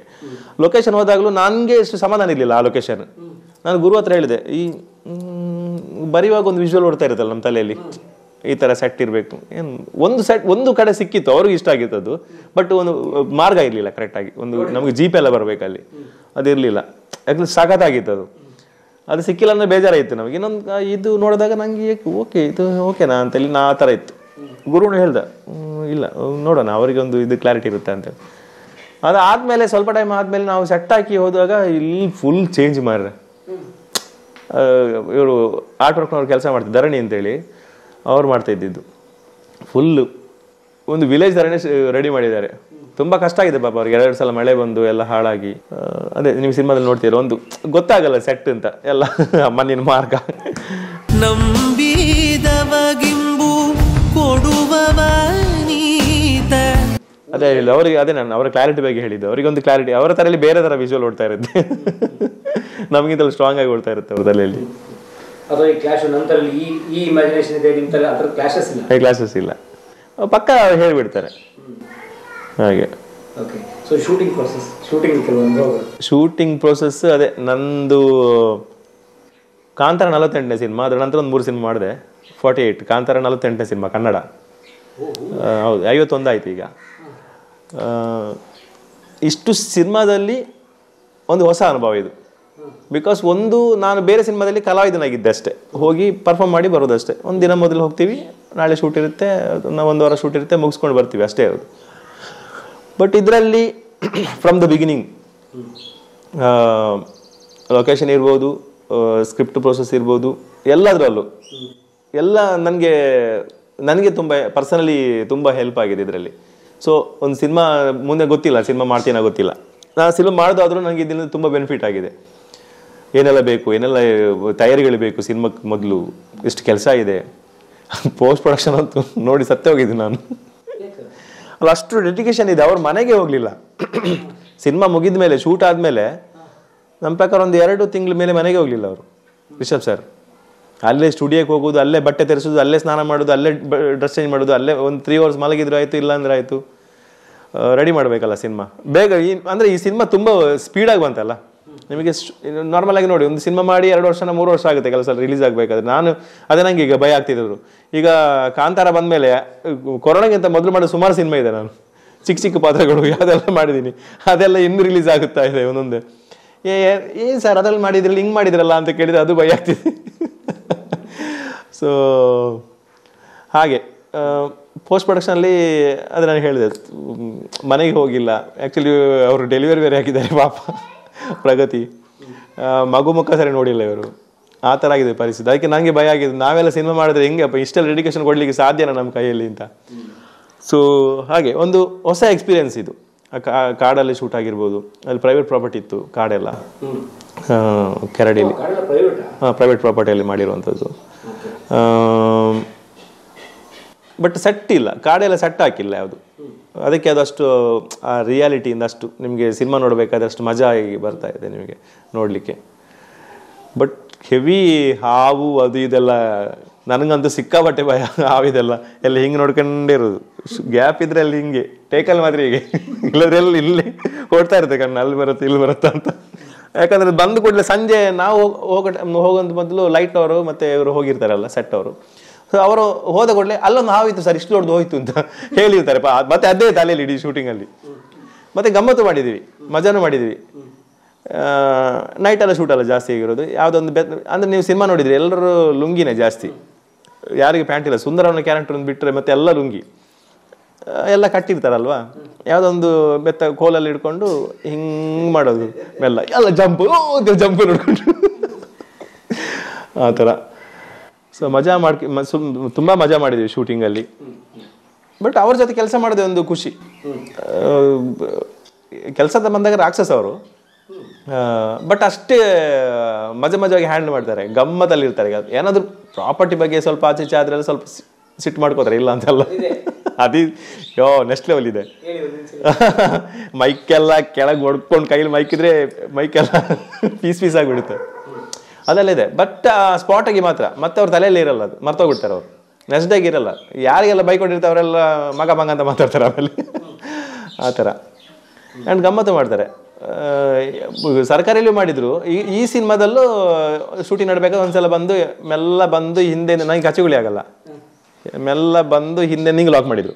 ಎಲ್ಲರ ಕದ್ದು ಬಂದ್ರು, ಎಲ್ಲ ಕಚ್ಚುಗುಳಿ ಮಾಡಿದ್ದು ಅಲ್ಲಿ. ನನಗೆ ಅದು ಆಗಲ್ಲ, ಮತ್ತೆ ಹೊರಲಾಡಿದೆ ನಾನು. ಸರ್ಕಾರಿ ಟೈಮಲ್ಲೂ ಮಾಡಿದ್ರು. ಸರ್ಕಾರಿ ನೆಲದಲ್ಲೆಲ್ಲ ಬಿದ್ದು ಹೊರಲಾಡಿ ಏನಾಗಿದೆ ನೋಡಿರ್ಬೋದು. ಸಿನಿಮಾದಲ್ಲಿ ಒಂದು ಚಿಕ್ಕ ಶಾರ್ಟ್ ಹಾಕಿದ್ದಾರೆ, ಅದು ಫಸ್ಟ್ ಸಾಂಗಲ್ಲಿ ಕಚ್ಚುಗುಳಿ ಮಾಡೋದು ಆಗಿದೆ. ಸೊ ಗಮ್ಮತ್ತು ಮಾಡ್ತಾರೆ, ಮಜಾ ಮಾಡ್ತಾ ಇರ್ತಾರೆ ಸೆಟ್ಟಲ್ಲಿ. ಹಾಗೆ ಒಂಥರ ಖುಷಿ ಆಗುತ್ತೆ. ದೊಡ್ಡ ಪ್ರೊಡಕ್ಷನ್ ಅದು. ಪ್ರೊಡಕ್ಷನ್ ಬಿಡಿ ನಿಮಗೆ ಅದು. ನಾನಂದರೆ ಅದ್ರ ಮೊದಲು ಮಾಡಿದ್ದೆ, ಯುವರತ್ನ ಮಾಡಿದ್ದೆ ಅಲ್ಲ, ಪುನೀತ್ ಸರ್ ಜೊತೆ ಹೊಂಬಾಳೆಯಲ್ಲಿ ಮಾಡಿದೆ. ಸೊ ಗೊತ್ತು ಪ್ರೊಡಕ್ಷನ್ ಬಗ್ಗೆ, ನನಗೆ ಗೊತ್ತು, ಪ್ರಾಬ್ಲಮ್ ಇಲ್ಲ. ಸೊ 2ನೇ ಸಿನಿಮಾ, ಈಗ 3ನೇ ಸಿನಿಮಾ ಮಾಡ್ತಾ ಇದ್ದೀನಿ ಹೊಂಬಾಳೆ ಜೊತೆ. ಬಗೀರ ಮಾಡ್ತಾ ಇದ್ದೀನಿ, ಶ್ರೀಮುರಳಿ ಅವ್ರದ್ದು. ಸಂಬಳ ಸರ್ಕಾರದ್ದು, ಸರ್ವಿಸ್ ಇವನಿಗೆ ಮಾಡ್ತಾ ಇದೀಯ. ಬಟ್ ಅವ್ರ ನಿರೀಕ್ಷೆ ಇತ್ತು ತಮಗೆ ಅನಿಸುತ್ತೆ. ಯಾವುದು ಸರ್? ಕಾಂತಾರ ಅದೇ ಈ ಲೆವೆಲಲ್ಲಿ ಇರಲಿಲ್ಲ ಸರ್. ಈ ಲೆವೆಲಲ್ಲಂತೂ ಖಂಡಿತವಾಗಿ ಇರಲಿಲ್ಲ. ಒಂದು ಲೆವೆಲಲ್ಲಿ ಹಿಟ್ಟಾಗುತ್ತೆ, ಜನ ಇದನ್ನು ಡೆಫಿನೆಟಾಗಿ ತಗೋತಾರೆ ಈ ಸಿನಿಮಾನ. ಸರ್ಕಾರಿ ಅಂತ ಸಿನಿಮಾಗಳು ಒಂದು ಲೆವೆಲ್ ಹಿಟ್ ಆಗುತ್ತೆ, ಮನೆ ಮಾತಾಗಿತ್ತಲ್ಲ. ಸೊ ಅದೇ ಥರ ಇದೊಂದು ಆಗುತ್ತೆ ಅನ್ನುವ ಲೆವೆಲಿಗಿತ್ತು ನಮ್ಮದು. ಬಟ್ ಈ ಲೆವೆಲಿಗೆ ಇರಲಿಲ್ಲ. ಈ ಬ್ಲಾಕ್ ಬಸ್ಟರ್ ಆಗುವ ರೀತಿಯಲ್ಲಿ ಒಂದು ಬುಕ್ ಮೈ ಶೋದಲ್ಲಿ 9.9 ರೇಟಿಂಗ್ ಇದೆ ಅಂದರೆ ಅದಕ್ಕಿಂತ ಬೇರೆ ಏನಿದೆ ಸರ್ ಸಿನಿಮಾ? ಆ ಥರ ಒಂದು ತೊಗೊಂಡ್ರೆ ಜನ, ಅದಕ್ಕಿಂತ ದೊಡ್ಡ ಖುಷಿ ಏನಿದೆ? ಇಲ್ಲಿವರೆಗೆ ಬರದ ಸಿನಿಮಾ ಈಗ IMDb ರೇಟಿಂಗಲ್ಲಿ ಮೊದಲ ಸ್ಥಾನದಲ್ಲಿದೆ. ರಾಮಾಯಣ ಅನ್ನೋ ಒಂದು ಆ್ಯನಿಮೇಷನ್ ಸಿನಿಮಾ 2nd ಪ್ಲೇಸಲ್ಲಿ ಇರೋದು. 93 ಸಮಥಿಂಗ್ ರಿಲೀಸ್ ಆಗಿದ್ದದ್ದು, 93 ಅದು 2ನೇ ಪ್ಲೇಸಲ್ಲಿದೆ. ಇದು ಅದನ್ನು ಓವರ್ಟೇಕ್ ಮಾಡಿ 1ನೇ ಪ್ಲೇಸಲ್ಲಿದೆ ಈಗ IMDb ರೇಟಿಂಗಲ್ಲಿ. ಸೊ ಅದೇ ದೊಡ್ಡ ಖುಷಿ, ಅದಕ್ಕಿಂತ ಬೇರೆ ಏನಿದೆ? ನಾವು ಮಾಡಿದಲ್ಲ, ಎಲ್ಲ ದೈವ ಇಚ್ಛೆ. ನಾವೊಂದು ಈ ಥರ ಸಿನಿಮಾ ಮಾಡುವಂತಿತ್ತು, ಅದನ್ನು ದೈವದ ಒಂದು ಇದು ಬೇರೆ ಇತ್ತು. ಇದು ಈ ಥರ ಅಲ್ಲ, ಇನ್ನು ನೆಕ್ಸ್ಟ್ ಲೆವೆಲ್ಗಿದೆ, ಈ ಥರ ಮಾಡ್ಕೊಂಡು ಹೋಗಿ ಅಂತೇಳಿ ಮಾಡ್ಕೊಂಡು ಹೋದ್ರು. ರಾಜ್ ಸರ್ ಇನ್ವಾಲ್ವ್ಮೆಂಟ್ ಏನು ಈ ಸಿನಿಮಾ? ರಾಜ್ ಸರ್ ಅದೇ ಫಸ್ಟ್ ಲೆಜೆಂಡ್ ಎಲ್ಲ ಬರ್ದಿದ್ದವ್ರೆ. ಸ್ಟಾರ್ಟಿಂಗ್ ಇದು ಲೆಜೆಂಡ್ ಒಂದು ಕತೆ ಆಗುತ್ತಲ್ಲ, ರಾಜಂದು ಒಂದೂರಲ್ಲಿ ಒಂದು ರಾಜ ಇದ್ದ, ಅದೆಲ್ಲ ಬರುತ್ತಲ್ಲ, ಅದು ಕಂಪ್ಲೀಟ್ ಬರ್ದಿದ್ದವ್ರೆ ಆ ಪೋರ್ಷನ್. ಮತ್ತು ನಮ್ಮದು ರಿಷಬ್ ಸರ್ ದೈವನಾಥಕನಾಗಿ ಇದು ಮಾಡ್ತಾರಲ್ವ, ಆ ಪೋರ್ಷನ್ಗೆ ಕಂಪ್ಲೀಟ್ ಇದು ಮಾಡಿದವರು. ಅಂದರೆ ಅರೇಂಜ್ಮೆಂಟ್ ಅಲ್ಲ ಸರ್, ಮಾನಿಟರ್ ನೋಡಿಕೊಂಡು ಫುಲ್ ಶಾರ್ಟ್ಸ್ ಬಗ್ಗೆ ಇದು ಮಾಡಿ ಡಿಸ್ಕಷನ್ ಮಾಡಿ ಮೂರು ದಿನ ನಮ್ಮ ಜೊತೆಗೆ ಇದ್ರು ಅಲ್ಲಿ, ಅಲ್ಲೇ ಇದ್ರು. ಕಂಪ್ಲೀಟ್ ಆಗಿ ಅವರೇ ನೋಡ್ಕೊಂಡಿತ್ತು, ರಾಜ್ ಸರ್ ನೋಡ್ಕೊಂಡು. ರಾಜ್ ಸರ್ ಇಲ್ಲಾಂದ್ರೆ ಕಷ್ಟ ಆಗ್ತಿತ್ತು ರಿಷಬ್ ಸರ್ಗೂ ತುಂಬ, ಅಂದರೆ ಅವರು ಇದಕ್ಕೆ ಪಾತ್ರದಲ್ಲಿ ಅಲ್ಲಿ ಇನ್ವಾಲ್ವ್ಮೆಂಟ್ ಇರುತ್ತಲ್ಲ ಅವರಿಗೆ. ಸೊ ಈ ಮಾನಿಟರ್ ಆಗಲಿ ಒಂದಷ್ಟು ವಿಷಯ ಜಡ್ಜ್ ಮಾಡಲಿಕ್ಕೆ ಕಷ್ಟ ಆಗ್ತಿತ್ತು ಅವರಿಗೆ. ಸೊ ರಿಷಬ್ ಸರ್ ನೋಡ್ಕೊಂಡ್ರು, ರಾಜ್ ಸರ್ ನೋಡ್ಕೊಂಡ್ರು ಅದನ್ನು ಕಂಪ್ಲೀಟ್ ಆಗಿ. ರಕ್ಷಿತ್ ಅವರು ಇನ್ವಾಲ್ವ್ಮೆಂಟ್ ಇಲ್ಲ ಸರ್, ಬಂದಿದ್ರು ಶೂಟಿಂಗ್ ಟೈಮಲ್ಲಿ ಎಲ್ಲ ಹೆಮ್ಮಡಿಗೆಲ್ಲ ಬಂದಿದ್ರು, ಬಟ್ ಇನ್ವಾಲ್ವ್ಮೆಂಟ್ ಏನೂ ಇರಲಿಲ್ಲ. ಶೂಟಿಂಗ್ ಹೆಮ್ಮಡಿ ಅಲ್ಲ, ಕೆರಡಿ. ಹೆಮ್ಮಡಿಲಿ ನಾವು ಇದ್ದಿದ್ದು ಕೆರಡಿ ಅಂದರೆ ರಿಷಬ್ ಸರ್ ಮನೆ ಪಕ್ಕನೇ, ಅವ್ರ ಮನೆ ಅಲ್ಲಾದರೆ ವಾಕಬಲ್ ಡಿಸ್ಟೆನ್ಸು, ಗಾಡಿಲೆಲ್ಲ ಸ್ವಲ್ಪ ಸುತ್ತಾಕೊಂಡು ಹೋಗ್ಬೇಕು, ಇಲ್ಲಾಂದರೆ ಇಲ್ಲಿ ನಡ್ಕೊಂಡು ಹೋಗ್ಬೋದು, ಗದ್ದೆ ಎಲ್ಲ ಇದೆ ಹಾಗೆ.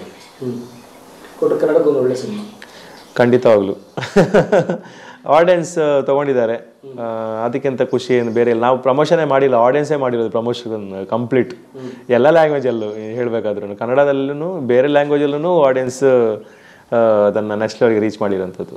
ಟ್ವೀಟ್ ಎಲ್ಲ ನೋಡುವಾಗ ತುಂಬ ಖುಷಿ ಆಗುತ್ತೆ. ಬೇರೆ ಲ್ಯಾಂಗ್ವೇಜ್ನ ಸ್ಟಾರ್ಗಳು ಕನ್ನಡ ಸಿನಿಮಾದ ಬಗ್ಗೆ ಒಂದು ಅಷ್ಟು ಚೆಂದ ಮಾತಾಡಿರುವಂಥದ್ದು, ಅದಕ್ಕಿಂತ ದೊಡ್ಡ ಖುಷಿ ಏನಿದೆ ಹೇಳಿ. ಬೇರೆ ಭಾಷೆಗೂ ಹೋಗಿದೆ ಸಿನಿಮಾ?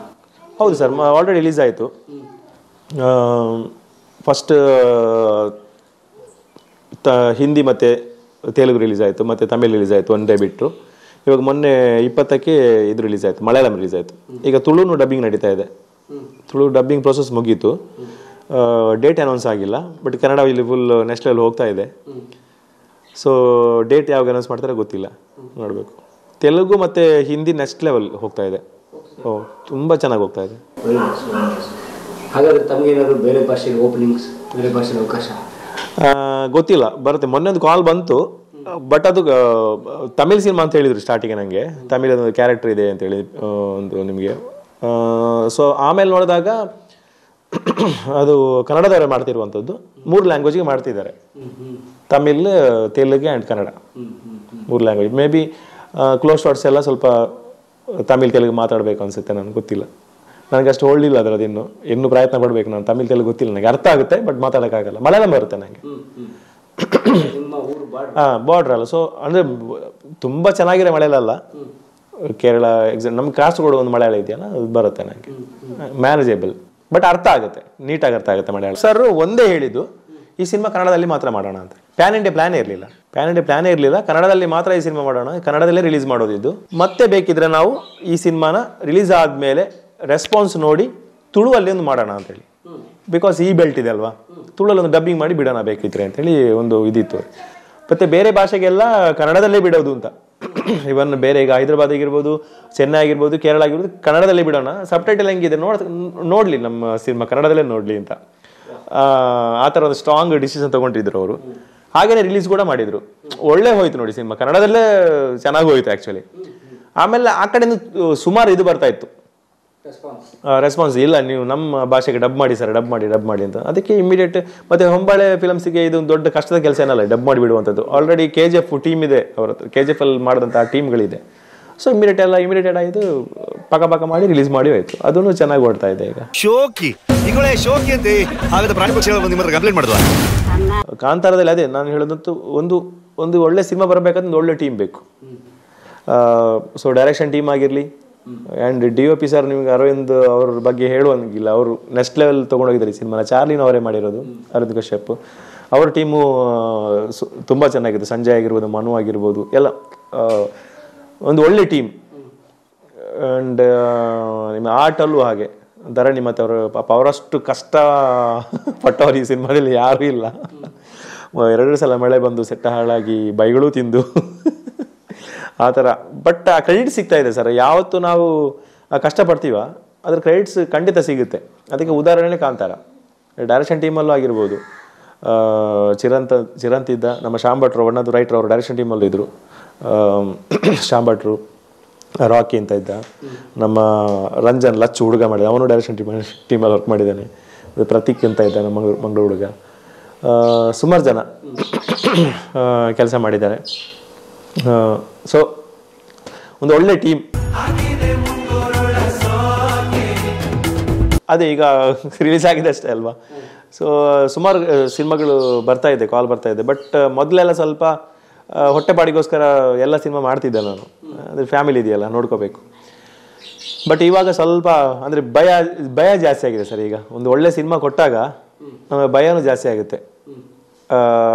ಬಿಕಾಸ್ ಮುಂದೇನು ಮಾಡೋಣ ಅಂತೇಳಿ.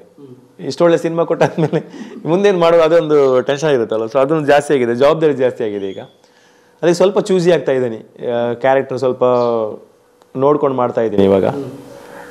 ಸೊ ನೋಡಬೇಕು. ಕುಟುಂಬದ ಬಗ್ಗೆ ಅದೇ ಈಗ ನಂದು, ನಾನು, ಅಮ್ಮ, ನನ್ನ ವೈಫು ಮತ್ತು 2 ಮಕ್ಕಳು ಇದ್ದಾವೆ ಇಲ್ಲಿ. ಅದೇ ಈಗ ಮಂಗಳೂರಲ್ಲಿರೋದು, ಇಲ್ಲಿ ವಾಮಂಜೂರು ಅಂತ ಇದು. ಮುಂದೆ ಇಲ್ಲೇ ಒಂದು 1.5 ಕಿಲೋಮೀಟರ್ ಶಿಫ್ಟ್ ಆಗ್ತಾ ಇದ್ವಿ. ಮನೆ ಆಗ್ತಾ ಇದೆ, ಹೊಸ ಮನೆ ನಡೀತಾ ಇದೆ, ಅಲ್ಲಿ ಶಿಫ್ಟ್ ಆಗ್ತೀವಿ. ಸೊ ಜೀವನೋಪಾಯಕ್ಕೆ ಬೀಡಿ ಕಟ್ತಾ ಇದ್ದು ಹುಡುಗ, ಊಟ ಟೈಮಲ್ಲೂ ಬೀಡಿ ಕಟ್ತಾ ಇದ್ದು, ಈ ಜರ್ನಿ ಏನು ಜರ್ನಿ? ಒಳ್ಳೆ ಸರ್. ನನಗೆ ಗೊತ್ತಿರೋ ಪ್ರಕಾರ ಛಲ ಅಂತ ಒಂದಿದ್ರೆ ನಾವು ಮಾಡ್ಬೋದು ಅಂತ ಯಾವುದು ಕೂಡ. ಅಂದರೆ ವಿಶ್ವಾಸ, ಬಿಲಿವ್ ಇರಬೇಕಾದ್ರು ನಮಗೆ ನಮ್ಮ ಮೇಲೆ. ಇನ್ನೊಬ್ರ ಮೇಲೆ ನೀವು ಸಪೋರ್ಟ್ ತಗೊಳ್ಳೋದು ಅದು ಬೇರೆ ವಿಷಯ. ಬಟ್ ನಮಗೆ ನಮ್ಮ ಮೇಲೆ ಒಂದು ಬಿಲಿವ್ ಇರಬೇಕು, ಕಾನ್ಫಿಡೆಂಟ್ ಇರಬೇಕು. ಇದಿದ್ರೆ ಮಾತ್ರ ನಿಮಗೆ ಒಂದು ಕೆಲವೊಂದು ವಿಷಯಗಳು ರೀಚ್ ಆಗ್ಲಿಕ್ಕೆ ಸಾಧ್ಯ ನಾವು. ಅಂದರೆ ಈಗ ಸುಮಾರು ಜನ ನನ್ನ ಮುಂದೆನೆ ಈ ನಾಟಕದ ರಂಗದಲ್ಲ ಬೇರೆ ಕಷ್ಟ ಆದಾಗ ಬಿಟ್ಟೋದವ್ರು ಇದ್ದಾರೆ. ಇಲ್ಲ ಅದು ಆಗಲ್ಲ ಮರ, ನಾನು ಕೆಲಸ ಹೋಗ್ತೀನಿ, ತುಂಬ ಕಷ್ಟ ಆಗುತ್ತೆ ಅಂತ. ಬಟ್ ನಾನು ಆ ಟೈಮಲ್ಲಿ ನಿಜ ನನ್ನ ಫ್ಯಾಮಿಲಿ ತುಂಬ ಕಷ್ಟ ಕೊಟ್ಟಿದ್ದೆ. ನನ್ನ ಫ್ಯಾಮಿಲಿಗೆ ಸಪೋರ್ಟ್ ಆಗಿ ನಿಂತರು. ಇದ್ದ ಬದ್ದ ಗಿಡವೆ ಎಲ್ಲ ಮಾರಿದ್ದೀನಿ ನಾನು, ಯಾವುದು ಬಿಟ್ಟಿಲ್ಲ. ಬಟ್ ಆಗಲೂ ತಲೆಯಲ್ಲಿದ್ದು ಒಂದಿನ ನನಗೆ ಬರುತ್ತೆ ನೋಡಿ, ವೆಯ್ಟ್ ಮಾಡೋಣ ಅಂತೇಳಿ ಕೇಳೂ ಇಲ್ಲ ನಾನು, ಯಾರ ಹತ್ರನೂ ಕೇಳೂ ಇಲ್ಲ. ನನಗೊಂದು ಅವಕಾಶ ಕೊಡಿ, ನನಗೊಂದು ಸಿನಿಮಾ, ನಾನು ಒಳ್ಳೆ ಕಲಾವಿದ, ನನಗೊಂದು ಅವಕಾಶ ಕೊಡಿ ಅಂತ ಯಾರ ಹತ್ರ ಅದೇ ಕೇಳಿದೆ. ರಾಜೇಶ್ ಅವರು ನಾನು ನೋಡಿ ಕರೆದಿದ್ದೆ ಅಷ್ಟೇ, ನಾನು ಅವ್ರ ಹತ್ರ ಕೇಳಿದ್ದಲ್ಲ. ಸೊ ಅದೊಂದು ಮನಸ್ಸಲ್ಲಿ ಏನೋ ಗೊತ್ತಿಲ್ಲ, ಮೊದಲಿಂದ ಸ್ಟ್ರಾಂಗ್ ಆಗಿ ಒಂದಿತ್ತು ನನ್ನ ತಲೆಯಲ್ಲಿ, ಒಂದಿನ ಬರ್ಬೋದು ಖಂಡಿತ ಬರ್ಬೋದು ಅಂತ. ಸೊ ನಾನು ಆಸೆ ಪಟ್ಟಿದ್ದು ನನಗೆ ಸಿಕ್ಕುವಾಗ ಅದು ನನಗೆ ಅದರ ಫಲ ಸಿಕ್ಕಬೇಕಾದ್ರೆ ಒಂದು 20 ವರ್ಷ ವೇಟ್ ಮಾಡಿದೆ ನಾನು. 20 years ಒಂದು ಕಲಾವಿದನಾಗಿ ಎಲ್ಲರ ಮುಂದೆ ಬರಬೇಕು ಅಂತ ಆಸೆ ಪಟ್ಟಿದ್ದು ಎಷ್ಟು ವರ್ಷಗಳ ಮೊದಲು, ಒಂದು ನನ್ನ 20ನೇ ವರ್ಷದಲ್ಲಿ ಐ ಥಿಂಕ್. ನನಗೆ ಒಂದು 20-21 ವರ್ಷ. ಬಟ್ ನನಗೆ ಸಿಕ್ಕಿದ್ದು ಅದು ನನ್ನ 40 ವರ್ಷ ಪ್ರಾಯದಲ್ಲಿ, 40 ವರ್ಷ ಆದಮೇಲೆ. ಇಲ್ಲ, ಆ ಥರ ಏನಿಲ್ಲ, ಬೇಜಾರೇನಿಲ್ಲ. ಅದಕ್ಕೆ ನನಗೆ ಇವಾಗಲೂ ಸುಮಾರು ಜನ ಮೆಸೇಜ್ ಹಾಕ್ತಾರೆ, ಸುಮಾರು ಜನ ಕೇಳ್ತಾರೆ, ಸರ್ ನನಗೊಂದು ಅವಕಾಶ ಇದ್ದರೆ ಕೊಡಿ. ನಾನು ಅದೇ ಅವರಿಗೆ ಅಷ್ಟೇ ಹೇಳೋದು, ನಾನು ಅವಕಾಶ ನಿಮಗೆ ಕೊಡ್ಬೋದು, ಒಂದು ಸಿನಿಮಾಕ್ಕೆ ಮಾತ್ರ ಸಿಗುತ್ತೆ ಅದು. ನಿಮಗೆ ಒಂದು ಟ್ಯಾಲೆಂಟ್ ಇರುತ್ತಲ್ಲ, ನಿಮ್ಮ ಟ್ಯಾಲೆಂಟ್ ಇದ್ದರೆ ನಿಮಗೆ ಒಂದು ಸಿನಿಮಾ ಅಲ್ಲ 100 ಸಿನಿಮಾ ಸಿಗುತ್ತೆ. ನಾನು ನಿಮ್ಮನ್ನು ರೆಫರ್ ಮಾಡಿ ಒಂದು ಸಿನಿಮಾದಲ್ಲಿ ನಿಮ್ಮದು ಪರ್ಫಾರ್ಮೆನ್ಸ್ ಚೆನ್ನಾಗಿದ್ದರೆ ನಿಮಗೆ ಮುಂದೆ ಹೋಗ್ಬೋದು, ಇಲ್ಲಾಂದರೆ ಅಲ್ಲಿಗೆ ನಿಂತು ಹೋಗುತ್ತೆ ನಿಮ್ಮ ಜರ್ನಿ. ಅದಕ್ಕಿಂತ ನಿಮಗೆ ಬರುತ್ತೆ ಅವಕಾಶ, ವೆಯ್ಟ್ ಮಾಡಿ, ಸಿಗುತ್ತೆ. ಪೆಟ್ಟುಗಳು ಸುಮಾರು ತಿನ್ನಬೇಕು, ಆ ನೋವನ್ನು ಸಹಿಸೋ ಶಕ್ತಿ ಕೊಡಬೇಕು ನಮಗೆ. ಅದೆಲ್ಲ ಇದ್ದರೆ ಮಾತ್ರ ಒಬ್ಬ ಕಲಾವಿದನಾಗ್ಲಿಕ್ಕೆ ಸಾಧ್ಯ. ಸುಮ್ಮನೆ ಡೆಫಿನೆಟ್ ಆಗಿ ಆಗಲ್ಲ ಸರ್. ಕಲ್ಲಿದ್ದಾಗೆ ಒಂದು ಕಲ್ಲು, ಆ ಕಲ್ಲು ಒಂದು ಶಿಲ್ಪಿಗೆ ಸಿಕ್ಕಿದ್ರೆ ಹೇಗೆ ಅವ್ನು ಬಡಿತಾ ಮೂರ್ತಿ ಆಗುತ್ತಲ್ಲ ಸರ್, ಆ ಮೂರ್ತಿ ಆ ಪೆಟ್ಟುಗಳನ್ನ ಸಹಿಸ್ಕೋಬೇಕು ನಾವು. ಅಷ್ಟು ಸಹಿಸುವಷ್ಟು ಸ್ಟ್ರಾಂಗ್ ಆಗಿ ನಾವು ನಿಲ್ಲಬೇಕು, ಇಲ್ಲಾಂದ್ರೆ ಆಗಲ್ಲ. ಈ ಒಂದು ಸಲ ಹೆಸರು ಬಂದ ತಕ್ಷಣ ಹೀರೋ ಆಗೋ ಅವಕಾಶ ಎಲ್ಲ ಬರುತ್ತೆ? ಇಲ್ಲ ಸರ್, ಆ್ಯಕ್ಚುಲಿ ಒಂದು 3 ವರ್ಷ ಮೊದಲೇ 2-3 ಸಿನಿಮಾ ಬಂದಿತ್ತು. ಅಂದರೆ ಹೀರೋ ಅಂತ ಅಲ್ಲ, ಬಟ್ ಆ ಸಬ್ಜೆಕ್ಟ್ ಹಂಗಿತ್ತು, ಕಥೆನೇ ಒಂಥರ ಹೀರೋ ಇದ್ದಂಗೆ 2-3 ಸಿನಿಮಾ ಬಂದಿದ್ದು. ಬಟ್ ಗೊತ್ತಿಲ್ಲ, ಇವಾಗ ಒಬ್ಬರು ಟಚಲ್ಲೇ ಇದ್ದಾರೆ, ಗೊತ್ತಿಲ್ಲ ಅದು ಯಾವಾಗ ಆಗುತ್ತೆ ಅಂತೇಳಿ. ಬಟ್ ನಾನು ಅದೆಲ್ಲ ತಲೆ ನಂಗೆ ಕೆಡಿಸ್ಕೊಳ್ಳಲ್ಲ ಅದಕ್ಕೆಲ್ಲ. ಬಟ್ ಒಳ್ಳೆ ಪಾತ್ರ ಸಿಕ್ಕಿದ್ರೆ ಯಾವುದು ಓಕೆ, ನಮಗೆ ಒಳ್ಳೆ ಪಾತ್ರಗಳು ಸಿಗಬೇಕಷ್ಟೇ. ಬಟ್ ಪ್ರತಿ ಪಾತ್ರದಲ್ಲೂ ಬದಲಾವಣೆಗಳಿದ್ರೆ ಒಳ್ಳೆಯದು. ಈಗ ಏನಾಗುತ್ತೆ ಅಂತ ಕೆಲವು ಸರ್ತಿ ಒಂದು ಪಾತ್ರದಲ್ಲಿ ನಾವು ಕ್ಲಿಕ್ ಆದ ಕೂಡಲೇ ಅದೇ ಥರದ ಪಾತ್ರಗಳು ಬರುತ್ತೆ. ಸುಮಾರು ರಿಜೆಕ್ಟ್ ಮಾಡಿದ್ದೀನಿ, ನಿಜ ಹೇಳಬೇಕಂದ್ರೆ ನಾನು ರಿಜೆಕ್ಟ್ ಮಾಡಿದ್ದೆ. ಒಂದು ಮೊಟ್ಟೆ ಕಥೆ ಆದಮೇಲೆ ನನಗೆ ಪಿಯೋನ್ ಪಾತ್ರಗಳೇ ಸುಮಾರು ಬಂದಿತ್ತು. ಆದ್ರೂ ನಮ್ಮ ಹೊಟ್ಟೆಪಾಡಿಗೋಸ್ಕರ ಕೆಲವೊಂದು ಮಾಡಲೇಬೇಕು ನಾವು. ಬೇರೆ ಸೋರ್ಸ್ ಯಾವುದಿಲ್ಲ ನಮಗೆ, ಬೇರೆ ಇನ್ಕಮ್ ಇಲ್ಲ. ಸೊ ಮಾಡಲೇಬೇಕಾಗುತ್ತೆ. ಮೊದಲು ಮಾಡ್ತಿದ್ದೆ, ಕೆಲಸನ ಬಿಟ್ಟಿದ್ದೀನಿ, ಈಗ ಮಾಡೋಕ್ಕಾಗಲ್ಲ. ಇಲ್ಲ ಅದೆಲ್ಲ ಬಿಟ್ಟೆ 4 ವರ್ಷ ಆಯ್ತು ಸರ್ ನಾನು. ಅಂದರೆ ಆ ಟೈಮ್ ಕೊಡೋಕ್ಕಾಗ್ತಿಲ್ಲ ಅದಕ್ಕೆ. ಮತ್ತು ನಮ್ಮ ಹುಡುಗರು ಹಾಗೆ, ನಾವು ಈ ಕಡೆ ಬಂದರೆ ನಮ್ಮ ಬೆನ್ನಲ್ಲಿ ಅವ್ರು ಬರ್ತಾರೆ. ನಾವು ತೊಗೊಳ್ಳೋದು ಕಾಂಟ್ರಾಕ್ಟಲ್ಲಿ, ಸಂಬಳ ಆದರೆ ಓಕೆ, ಇಷ್ಟಕ್ಕೊಂದು ತೊಗೊಂಡಿರ್ತೀವಿ, ಇಷ್ಟಕ್ಕೆ ಮುಗಿಸ್ತೀವಿ ಅಂತೇಳಿ. ಸೊ ಅದರಲ್ಲಿ ಮುಗಿಸೋಕ್ಕಾಗಲ್ಲ, ಆ ಟೈಮಿಗೆ ಆ ದುಡ್ಡಲ್ಲಿ ಮುಗಿಸೋಕ್ಕಾಗಲ್ಲ. ಸೊ ನಾಟಕ ದುಡ್ಡು ಅದಕ್ಕೆ ಕೊಟ್ಟಿದ್ದೆ ನಾನು. ಆ ಥರ ಅದು ದುಡ್ಡು ಹಾಕಿ ಕೆಲಸ ಮುಗಿಸಿ ಫಿನಿಶ್ ಮಾಡಿದ್ದಿದೆ. ಸೊ ಆಮೇಲೆ ನನಗೆ ಆಯಿತು ಸುಮ್ಮನೆ ಇದೆಲ್ಲ ರಿಸ್ಕಿ ಅಲ್ವಾ, ಸೊ ನೀವೇ ಮಾಡಿ ಅಂತ. ಸೊ ನಾಟಕದಲ್ಲಿ ಈಗಲೂ ಇದ್ದಾನೆ ಸರ್, ಈಗಲೂ ಇದ್ದಾನೆ. ಮಾಡಲೇಬೇಕು ಸರ್, ಬಿಕಾಸ್ ನನ್ನ ಒಂದು ಇಷ್ಟವಾದ ಕ್ಷೇತ್ರ ಅದು. ನಾಟಕ ನನಗೊಂದು ಇಷ್ಟವಾದ ಕ್ಷೇತ್ರ, ಅಷ್ಟು ಬೇಗ ಬಿಡ್ಲಿಕ್ಕೆ ಮನಸ್ಸಿಲ್ಲ ನನಗೆ. ಆ್ಯಂಡ್ ಜನರ ಒಡನಾಟ ತುಂಬ ಹತ್ರ ಇರುತ್ತೆ ಅದರಲ್ಲಿ. ನಂಗೆ ಅದು ಇಷ್ಟ ಆ್ಯಕ್ಚುಲಿ, ಜನರಲ್ಲಿ ತುಂಬ ಹತ್ರ ಇರೋದು, ಅವ್ರ ಹತ್ರ ಮಾತಾಡ್ಕೊಳ್ಳೋದು, ತುಂಬ ಹತ್ರ ಆಗ್ತೀವಲ್ಲ ಅವರಿಗೆ. ಸೊ ಅದು ತುಂಬ ಇಷ್ಟ ನನಗೆ. ಸೊ ನಾನು ದೂರ ಇದ್ರೂ ಕೆಲವು ಸಲ ಆ ಬಾಂಡಿಂಗ್ ತಪ್ಪುತ್ತೆ ಅನ್ನೋ ಭಯನೂ ಇದೆ. ಜನರಿಂದ ದೂರ ಆಗ್ತೇನೆ ಅನ್ನುವಂಥದ್ದು. ಸೊ ನಾಟಕ ಮುಂದುವರಿಸ್ತೀನಿ. ನನಗೆ ಎಷ್ಟು ಸಮಯ ಆಗುತ್ತೋ ಆ ಲೆವೆಲ್ಗೆ ಬ್ಯುಸಿ ಆದರೆ ಮತ್ತೆ ಗೊತ್ತಿಲ್ಲ ನನಗೆ ಮಾಡೋಕ್ಕಾಗುತ್ತಾ ಇಲ್ವಾ ಅಂತ. ಬಟ್ ಅಲ್ಲಿವರೆಗೆ ಡೆಫಿನೆಟ್ ಆಗಿ ಮಾಡ್ತೀನಿ. ನಿರ್ದೇಶನ ಮಾಡಬೇಕು, ಡೈರೆಕ್ಷನ್ನು, ಅದೇ ಸಿನಿಮಾ ನಿರ್ದೇಶನ ಮಾಡಬೇಕು ಅಂತ ಖಂಡಿತವಾಗ್ಲೂ ಆಸೆ ಇದೆ. ಬಟ್ ಅದಕ್ಕೆ ಒಂದು ಒಳ್ಳೆ ಕತೆ ಸಿಗಬೇಕು. ಕತೆ ಹುಟ್ಟಬೇಕು. ಸ್ಪೆಷಲಿ ನಮಗೆ ಕತೆ ಒಂದು ಇದೇ ಥರ ಕತೆ ಅಂತಲ್ಲ, ನಾವು ನೋಡಿದಾಗ ಎಲ್ಲೋ ಅನಿಸ್ಬೇಕು ಇದು ಚೆನ್ನಾಗಿದೆ ಅನ್ನೋ ಕತೆ ಮಾಡ್ಕೊಂಡು ಸಿನಿಮಾ ಮಾಡ್ಬೋದು ಅಂತ. ಸೊ ಅದು ಅನಿಸಿದಾಗ ಮಾತ್ರ ಒಂದು ಸಿನಿಮಾ ಮಾಡಲಿಕ್ಕೆ ಸಾಧ್ಯ. ನೋಡೋಣ, ಗೊತ್ತಿಲ್ಲ. ಡೈರೆಕ್ಷನ್ಗೆ ಆ್ಯಕ್ಚುಲಿ ಬಂದಿತ್ತು ನನಗೆ ಒಂದು ಸಿನಿಮಾಕ್ಕೆ, ಬೇರೆ ಸಿನಿಮಾಕ್ಕೆ. ಬಟ್ ನಾನು ಇಲ್ಲ ಅಂದೆ, ಮಾಡಲ್ಲ, ನನಗೆ ಅಷ್ಟು ನಾಲೆಜ್ ಇಲ್ಲ. ಈಗ ನಾನು ಕಲಾವಿದನಾಗಿ ಪರ್ಫಾರ್ಮೆನ್ಸ್ ತೆಗಿಬೋದು ಬೇರೆಯವ್ರ ಹತ್ರ, ಬಟ್ ಟೆಕ್ನಿಕಲಿ ನಾನು ಸ್ಟ್ರಾಂಗ್ ಇಲ್ಲ, ನಂಗೆ ಗೊತ್ತಿಲ್ಲ ಟೆಕ್ನಿಕಲಿ. ಒಂದಷ್ಟು ವಿಚಾರ ನಾನು ಒಂದು 20% 25% ಗೊತ್ತಿರ್ಬೋದು ನನಗೆ. ಬಟ್ ನನಗೆ 100 ವರ್ಷ ಕಲಿಬೇಕಂತಲ್ಲ, ಬಟ್ ನನಗೆ ಅನಿಸ್ಬೇಕು ನಾನು ಟೆಕ್ನಿಕಲಿ ಓಕೆ, ನಾನು ಸ್ಟ್ರಾಂಗ್ ಇದ್ದೀನಿ, ಈಗ ನಾನು ಸಿನಿಮಾ ಮಾಡ್ಬೋದು ಅಂತೇಳಿ. ಆ ಟೈಮಲ್ಲಿ ನಾನು ಡೈರೆಕ್ಷನ್ ಮಾಡ್ಬೋದು.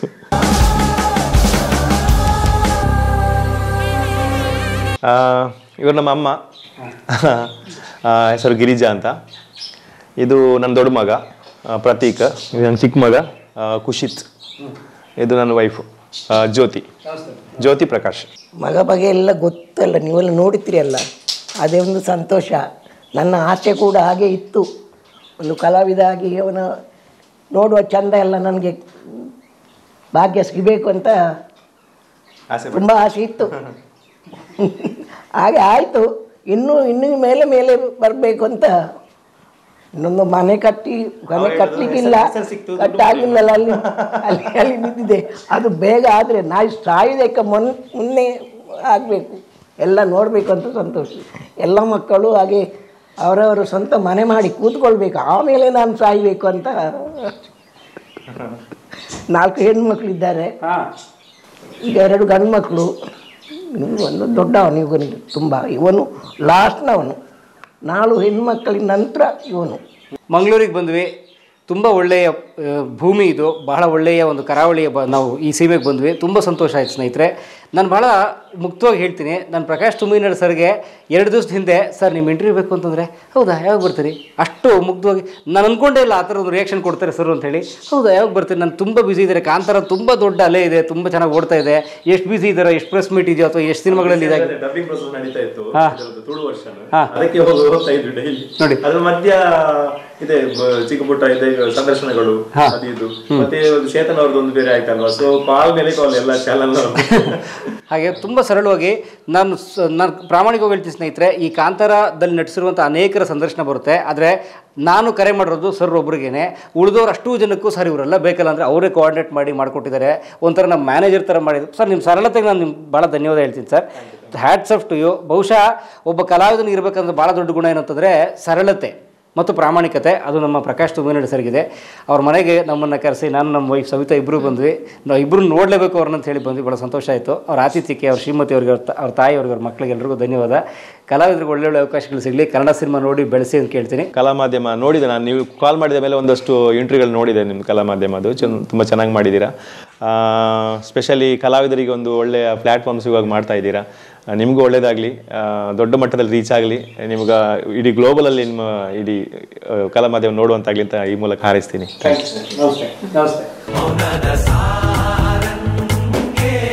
ಕಲಾ ಮಾಧ್ಯಮದ ಎಲ್ಲ ಎಪಿಸೋಡುಗಳು ನಿಮಗೆ ಸಿಗಬೇಕು ಅಂತಂದ್ರೆ ಕಲಾ ಮಾಧ್ಯಮ ಯೂಟ್ಯೂಬ್ ಚಾನೆಲ್ನ ಸಬ್ಸ್ಕ್ರೈಬ್ ಮಾಡಿ, ಬೆಲ್ ಐಕಾನ್ನ ಕ್ಲಿಕ್ ಮಾಡಿ, ತಪ್ಪದೇ ಮಾಡಿ. ಸ್ನೇಹಿತರೆ, ಕಲಾ ಮಾಧ್ಯಮದ ಎಲ್ಲ ಸಂದರ್ಶನಗಳನ್ನು ನೀವೀಗ ಓದಬಹುದು. www.kalamadhyama.com ಈ ವೆಬ್ಸೈಟ್ಗೆ ವಿಸಿಟ್ ಮಾಡಿ ಇಂಟರ್ವ್ಯೂಗಳನ್ನು ಓದಿ. ಓದುವ ಸಂಸ್ಕೃತಿ ಹೆಚ್ಚಾಗಲಿ. ಧನ್ಯವಾದ.